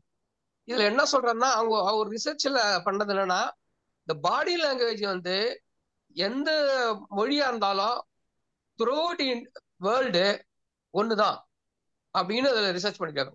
So அந்த காது கக்கத்தை இவர் சொல்ற குழந்தைக்கு பாடி லாங்குவேஜ் வந்து அதுக்கு லாங்குவேஜ் தேவையில்லை, ஆனா வந்து புரிஞ்சுக்கிறது வந்து கரெக்டா புரிஞ்சுக்கும். ஏன்னா வந்து body language is same throughout the world. அதனால language will not be a barrier அப்படின்ற மாதிரி வருது sir. You are correct Ganesan, நீங்க சொல்றது 100% உண்மை. கணேசன் எதனா சாரி இவரு ஆனந்த் எதனா கேக்குறீங்களா? ஆனந்த், இது பேரன் சோசியல் சைக்காலஜி, இது பேரன் ஜெனரல் சைக்காலஜி. இல்ல சார், எந்த क्वेश्चन இல்ல சார், ஜஸ்ட் அப்சர்வ் பண்ணிட்டு இருக்கேன் sir. Thank you sir. Okay, thank you. நீங்க முதல்ல ஏதோ கேட்டீங்க, சரி, அதுக்கப்புறம் வேற எதுவும் கேட்கலையான்னு யோசிச்சேன். இல்ல நோ ப்ராப்ளம் சார். நன்றி. வாங்க சார், ஆரம்பிங்க சார், சொல்லுங்க, ஏதோ சொல்ல வரீங்க. இல்ல சார், இல்ல நானும் கவனிச்சுட்டு தான் இருக்கேன். இங்க மேல கவனிச்சு வேற ஒண்ணும் இல்ல. எல்லாருமே கவனிச்சிருந்தா அப்புறம் யார் தான் கொஸ்டின் கேட்கு?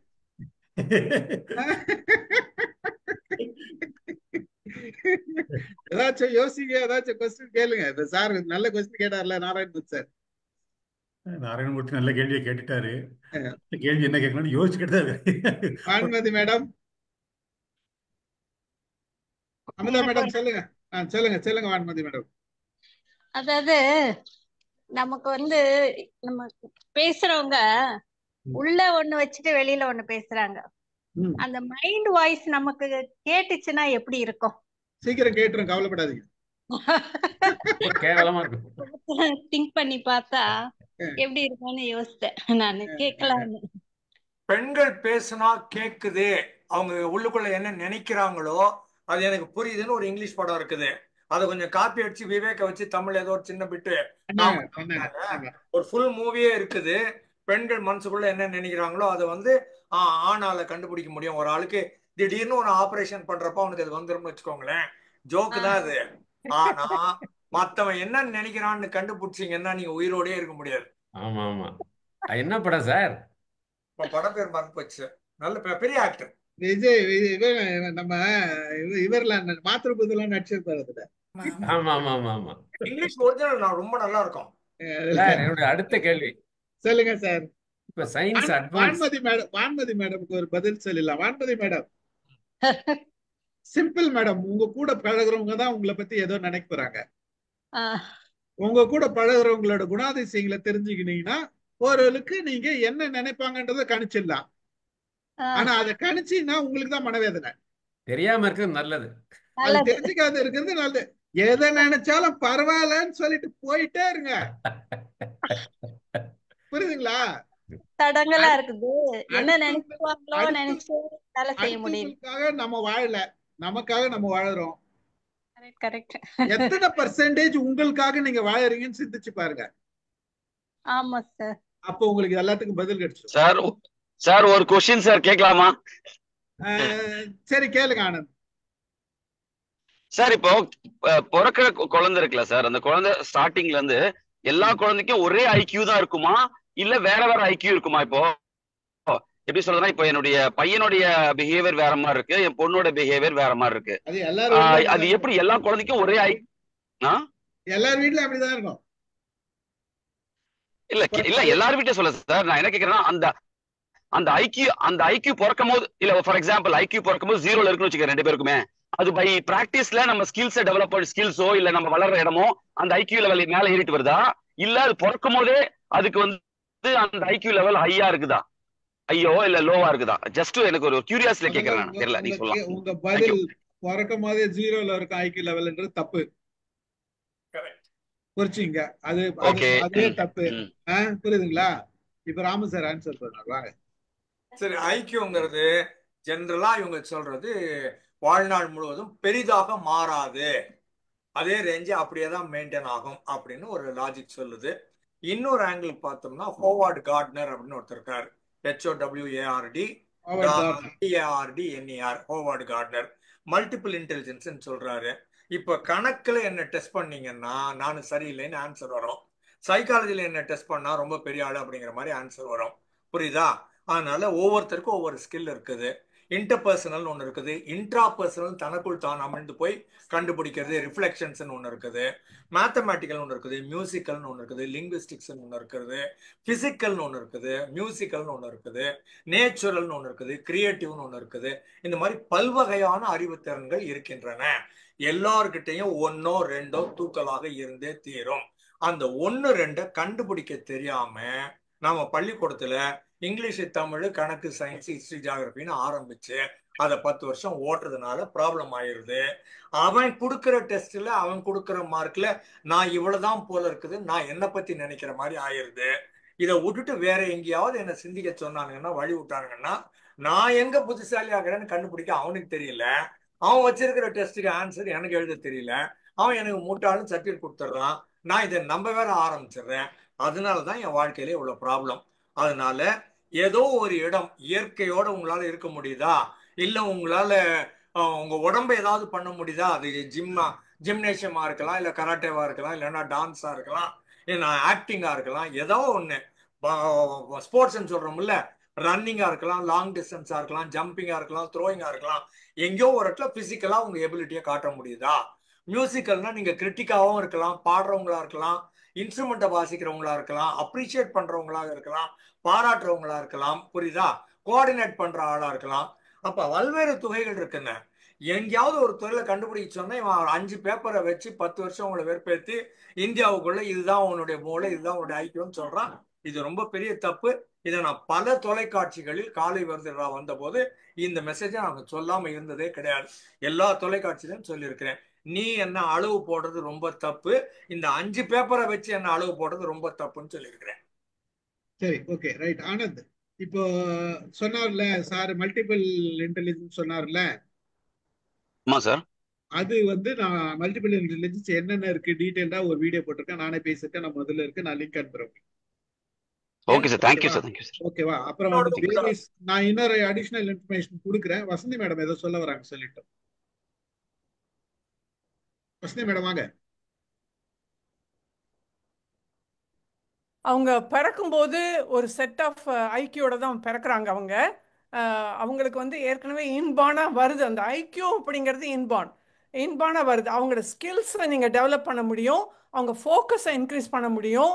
இதுதான் நீங்கள் பண்ண முடியுமே ஒழிய ஐக்கியூ வந்து நீங்கள் படிக்கிறதுனாலையோ எக்ஸ்ட்ரா இன்டெலிஜென்ஸை நீங்கள் கொண்டு வர முடியும். அந்த பேசிக் ஐக்கியூ வந்து அவங்க ஜீனில் வந்துடுது.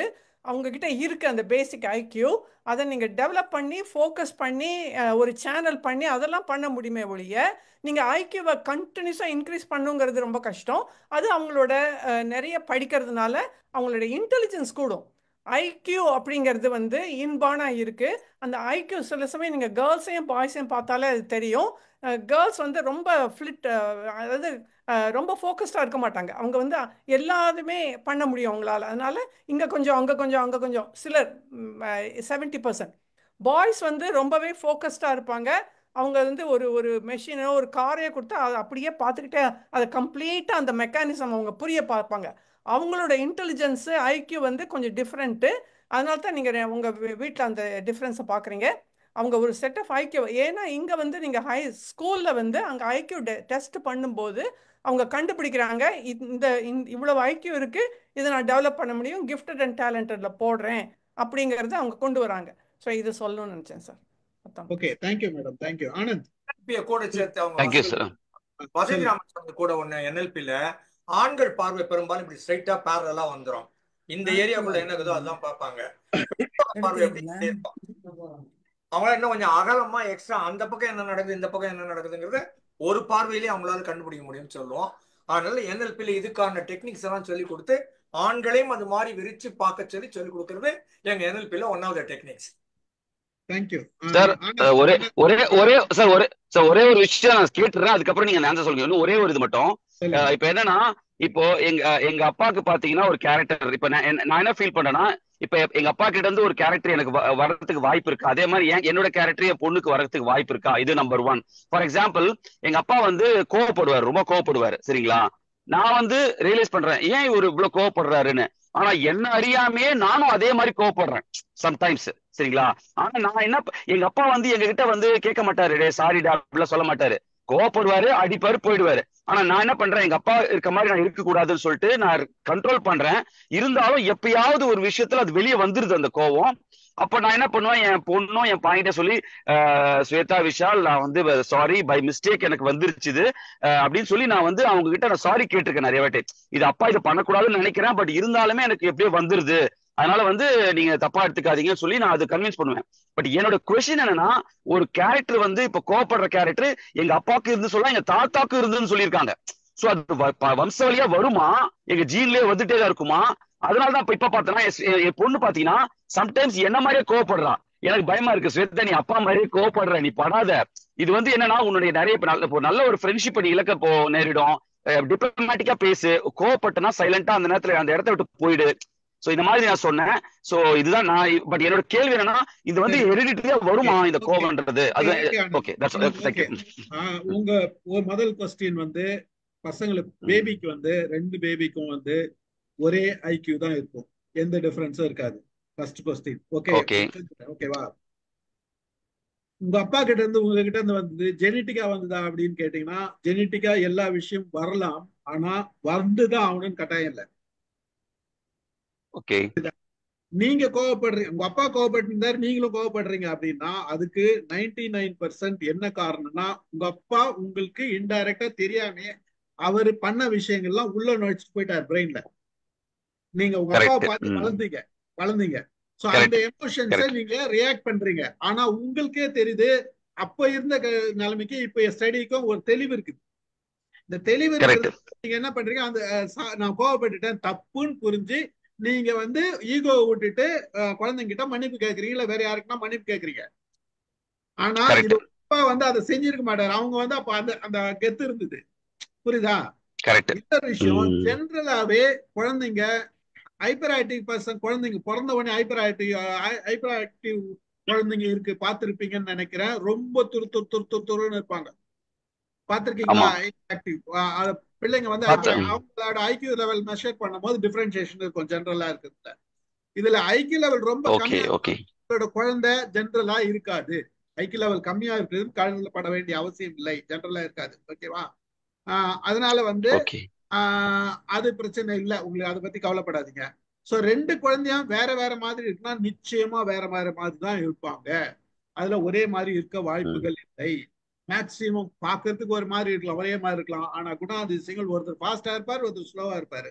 இல்ல 2 பேருமே ரொம்ப ஆக்டிவா இருக்கலாம், ஆனா டிஃபரன்ஸ் இருக்கும், நிச்சயமா இருக்கும். அதுல எந்த விதமான சந்தேகம் வேண்டாம். குழந்தைங்க இப்படி இருந்தாதான் நார்மல். ஓகே, புரியுதுங்களா?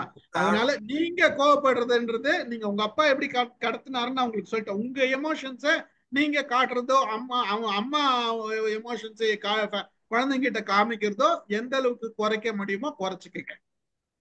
அதாவது நீங்க 2 பேர் பேசுறதோ கொள்றது, அங்க பக்கத்துல டிஸ்கஸ் பண்றது, இதெல்லாம் குறைச்சிக்கங்க.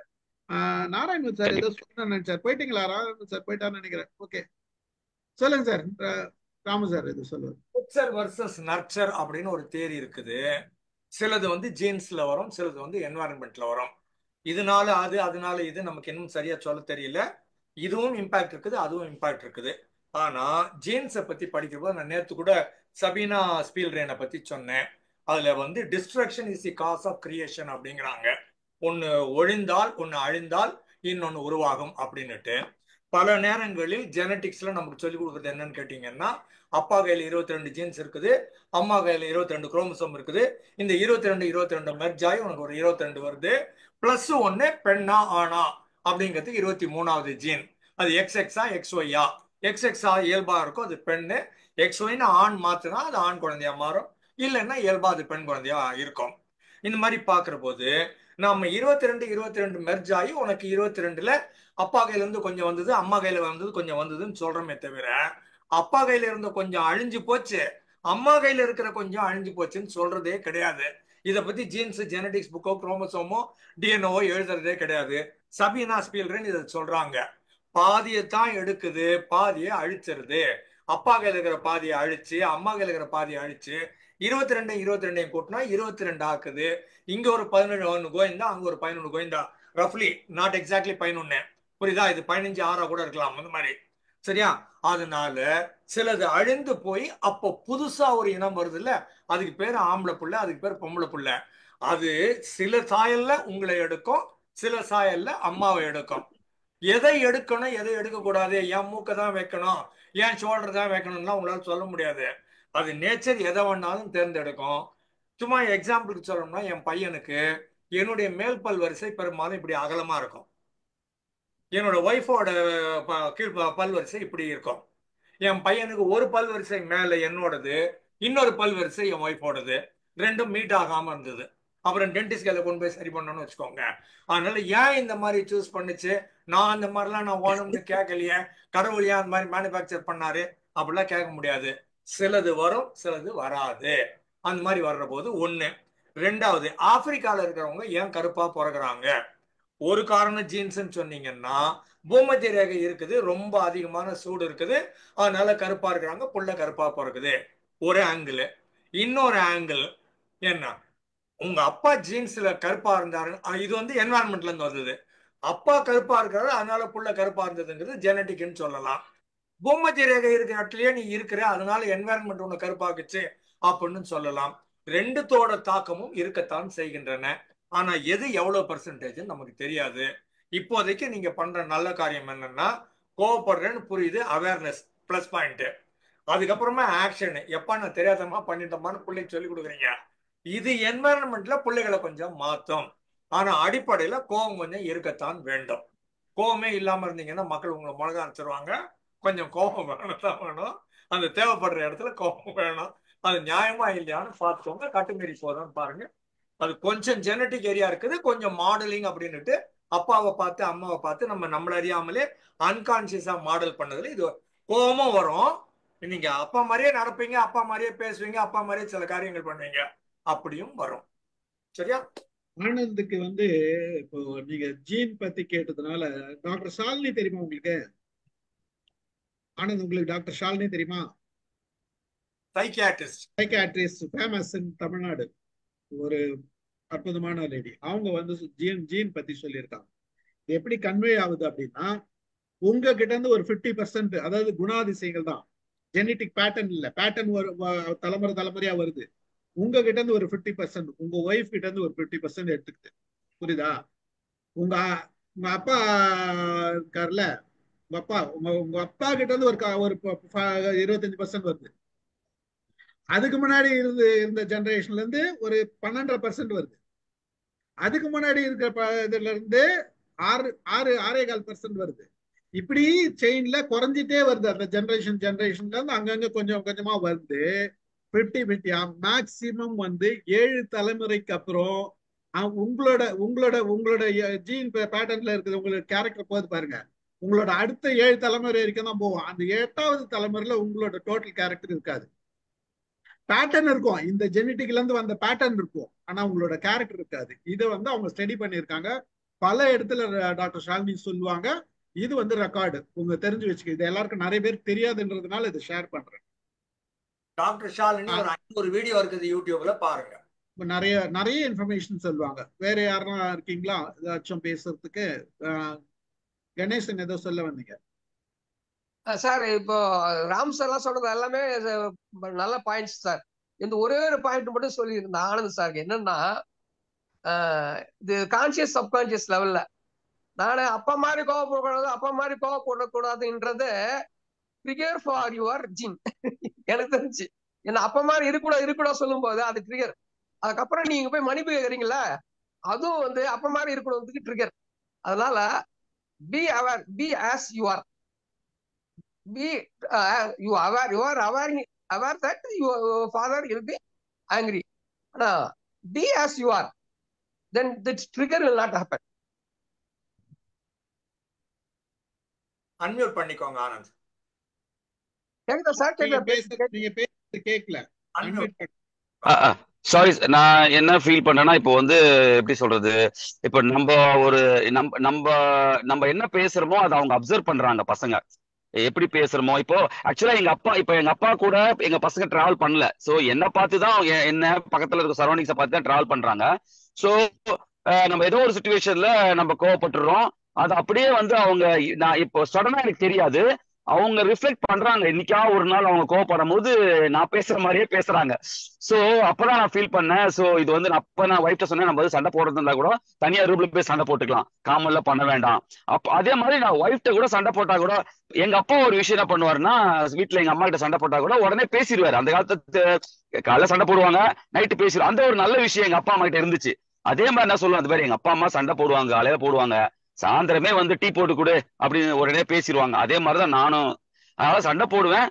என் பொண்ணே சொல்லுவா, காலைல சண்டை போட்டு கிடப்பீங்க, நான் சாயந்தரமான 2 பேர் பேசிட்டு இருப்பீங்க அப்படின்னு. சோ இருந்தாலும் வந்து அந்த கோவம் வந்து இப்ப இருக்கிற ஜென்ரேஷன் வந்து, நீங்க நிறைய வீடியோஸ் பாக்குறதுனால சொல்றேன், இப்ப இருக்கிற ஜென்ரேஷன் வந்து சின்ன சின்ன கோவத்தினால பாத்தீங்கன்னா டைவர்ஸ் அதிகமா வருது. ஃபார் எக்ஸாம்பிள் எப்படி சொல்லுதான், இப்ப நான் இருக்கிற எனக்கு இருக்க அனாலிசிஸ், நான் அண்டர்ஸ்டாண்ட் பண்ண வரைக்கும், இப்ப எங்க அப்பா அம்மா இருந்த அண்டர்ஸ்டாண்டிங், எங்க அப்பா அம்மா எவ்வளவோ சண்டை போட்டிருக்காங்க, எங்க அப்பா அடிச்சிருக்காரு எங்க அம்மாவை எவ்வளவு படி இருந்தாலும் உடனே டைவர்ஸ் பண்ணிலாம் போல, அவங்க உடனே ஓடி போல, அவங்க அட்ஜஸ்ட் பண்ணிட்டு இதுதான் வாழ்க்கைன்னு சொல்லி காலையில உங்க அப்பா இப்படித்தானே கத்துவாரா, சாயந்தரம் சரியாயிருவாரு அப்படி அவங்க பாட்டு மூவ் பண்ணிட்டு தான் இருந்தாங்க. இப்ப நான் என்ன பண்றேன், எங்க அப்பா அம்மா பார்த்ததுனால நானும் சில நேரங்கள் சண்டை வரும், அட்ஜஸ்ட் ஆயிடும். என் பொண்ணு வந்து இப்ப மாடர்ன்ல இருக்கிறாவ, இப்ப பாத்தீங்கன்னா மாடர்ன் ஜென்ரேஷன் இருக்கிறா. இப்போ அவங்க பெங்களூர், ஹொசூர்ல நான் இருக்கிறேன். சோ பெங்களூர் போய் படிக்க போறா இப்போ. சோ நான் என்ன சொல்றேன், ஸ்வேதா நீ வந்து கோவப்பட்டினா, சின்ன சின்ன விஷயத்துக்கு கோவப்பட்டினா நிறைய விஷயங்கள் நீ இழக்க தோணும். எனக்கு அது அந்த பயம் இருக்குது. இப்ப இந்த சின்ன சின்ன விஷயத்துக்குலாம் இப்ப டைவர்ஸ் ஆயிடுறாங்க சார். இப்போ ஒரு சின்ன விஷயமா இருக்குது, டைவர்ஸ் ஆயிடுங்க. ஏதோ உங்க வீடியோ நான் கேட்டுட்டு இருந்தேன், கரெக்ட், ஃபீமேல் சைக்காலஜி பத்தி நீங்க பேசிட்டு இருந்தீங்க. உங்க அப்பா அம்மா, அந்த பொண்ணோட அப்பா அம்மா வரும்போது இவங்க பேசினாலோ, இல்ல இந்த பையனோட அப்பா அம்மா வந்து உன்னை பத்தி ஏதாவது ஒரு தப்பான ஒரு மாதிரி நிக்லா பேச சொல்லுவாங்கல்ல, நிக்லா தெனாவட்லா பேசினாலோ ஒரு பெரிய இஷ்யூ ஆயிடுது. அதுதான் நேற்று தான் பார்த்துட்டு இருந்தேன் உங்களுடைய ஃபீமேல் சைக்காலஜி பத்தி வீடியோ பார்த்தப்போ எனக்கு தோணுச்சு, மைண்டுக்குள்ள ஓடிட்டு இருந்துச்சு. அப்போ வந்து நமக்கு ஸ்வேதா கன்வே பண்ண வேண்டிய விஷயம் என்னன்னா, நீ வந்து கோவப்படு, ஆனா வந்து உனக்கு சின்ன சின்ன மேட்டருக்குலாம் கோவப்பட்டு நீ உடனே, நான் என்ன சொன்ன, கோவப்படு, உடனே போய் பேசிடு, உடனே போய் சாரி சொல்லிடு, சாரி நான் தெரியாம பேசிட்டேன், ஏதோ ஒரு டென்ஷன்ல பேசினா அப்ப அந்த பிரச்சனை அப்பயே முடிஞ்சிரும் அப்படின்னு நான் ஃபீல் பண்ணேன். ஏன்னா அவங்க இப்போ ஆல்மோஸ்ட் தேர் இன்டு காலேஜ் போறவர் வந்துட்டாங்க, அடுத்து வந்து மேரேஜ். சோ அவங்களுக்கு வந்து இப்பெல்லாம் வந்து டப்புன்னு டைவர்ஸ் பண்ணிடுறாங்க சார், பயமா இருக்கு. அதனால சொல்றேன் நான், வேற ஒண்ணு இல்ல. எனிவே சார், நம்மளாம் என்ன அடி வாங்கினாலும் முது காட்சி சரிமா சாரிமா ஓகேமான்னு போயிட்டோம்.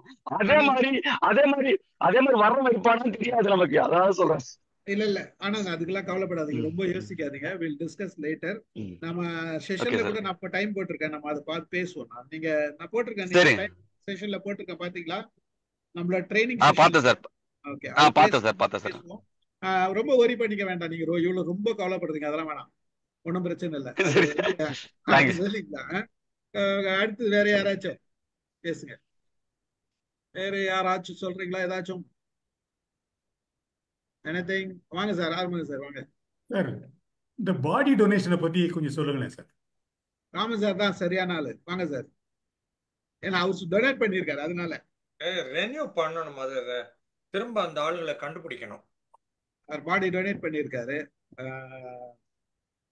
இல்ல சார், இப்ப நான் எங்கள் மனைவி பாடி டொனேட் பண்றதுக்கு அப்ளிகேஷன் ஃபார்ம் எல்லாம் வாங்கி வச்சிருக்கிறோம். வாங்கிட்டீங்க? Right, okay. வாங்கி வச்சிருக்கோம். அது கேஎம்சியில் போய் நாங்கள் வாங்கிட்டு வந்தோம். 3 போட்டோ கொடுக்கணும், பிள்ளைங்க கன்சென்ட் வாங்கிக்கணும், கொடுக்கணும்னு சொல்லிட்டு அதெல்லாம் நாங்கள் முறைப்படி செய்ய போறோம். அது வாங்கி வச்சுட்டோம்.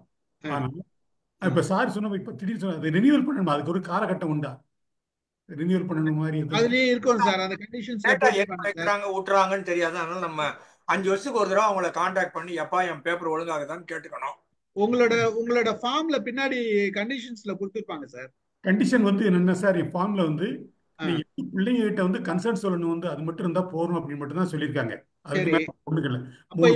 என்ன ப்ரொசீஜர்னு அவங்க கிட்டே கேளுங்க. கொடுக்க சொன்னாங்கல்ல ஹாஸ்பிட்டல்ல, நீங்க கொடுப்பீங்கல்ல? ஆமா சார். அங்க கேட்டா ப்ரொசீஜர் என்னன்னு சொல்லிடுவான். இல்லன்னா இன்டர்நெட்ல பார்த்தா தெரிஞ்சு போகுது பாடி டொனேஷன். அப்படி ஒரு கேள்வி கேட்டுக்கிட்டேன், தெரியும். இல்ல புரிஞ்சிச்சு, நீங்க கேக்குறது புரியுது. ராமசாரி இப்ப ரினியூவல் பண்ணணும்னு சொன்னதுனால இது டவுட் இருக்கு. பட் ஒரு இன்ஃபர்மேஷன் தான். நம்ம நீங்க எங்க வாங்குனீங்களோ அவங்க கிட்டே கேட்டோம்னா இன்ஃபர்மேஷன் கொடுத்துருவாங்க. கேட்டுட்டு எல்லாருக்கும் சொல்லுங்க, ரெக்கார்ட் பண்ணிட்டு வச்சிருவோம். Okay sir, thank you. லைஃப் அப்படின்னு போட்டிருக்காங்க. டோனர் கார்டு அப்படின்னு பேர் இதுக்கு. என்னோட டீடைல்ஸ் இருக்குது. Keep this card with you at all times. Let your relatives no your wishes. Organ and donation டே. இது ஒரே ஒரு விஷயம் தான் சார். இத நம்ம பிள்ளைங்க கிட்டயோ நம்ம பக்கத்துல இருக்கவங்ககிட்டயோ சொல்லி வைக்கணும். ஆமா சார், இதுதான் மெயின். நம்ம இறந்துட்டோம் அப்படின்னா அவங்க தான் ஆக்ஷன் எடுக்கணும். அது ஆக்ஷன் எடுக்கலன்னா ஒண்ணும் பண்ண முடியாது. ஆக்ஷன் எடுத்தாங்கன்னா ஹாஸ்பிட்டல்ல ஒன்றும் பிரச்சனை இருக்காது, அவங்க இது பண்ணிக்குவாங்க. பிளாஸ்டிக் கார்டு இதுலயே அடிச்சிருக்குது.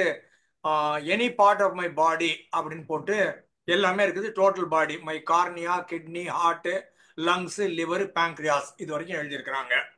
இதெல்லாம் ஒழுங்கா இருந்ததுன்னா, எடுக்கக்கூடிய வகைகள் இருந்ததுன்னா, தேஞ்சு போகாம இருந்ததுன்னா, இன்னொரு ஆளுக்கு கொடுக்க முடியும். பயன்படும்னா யூஸ் பண்ணிக்குவாங்க, பயன்படாதுன்னா தூக்கி போட்டுருவாங்க. அவ்வளவுதான் விஷயம், முடிஞ்சு போச்சு. அனாட்டமி டிபார்ட்மெண்ட்ல பாடியை வச்சு கட் பண்ணி பாடம் சொல்லி கொடுப்பாங்க. அவ்வளவுதான். ஏதோ ஒரு விதத்துல பயனாகும், அவ்வளவுதான் விஷயம். அதனால அது ஓடும். மகிழ்ச்சி. ஒரு நல்ல அருமையான டிஸ்கஷன், நல்லா போச்சு. நம்ம ஒரு சின்ன கேள்வி பதில் போட்டோம். நிறைய விஷயங்கள், நிறைய செய்திகள் பண்ணோம். இந்த மாதிரி நம்ம அடிக்கடி பண்ணும்போது நிறைய இந்த மாதிரி கலந்துரையாடல் வரும்போதுதான் நிறைய சந்தேகங்கள் வரும், நிறைய பேசலாம். அதுக்குதான் இந்த கொஸ்டின் ஆன்சர் அப்பப்போ வைக்கிறது, நிறைய பேசுறதுன்றது.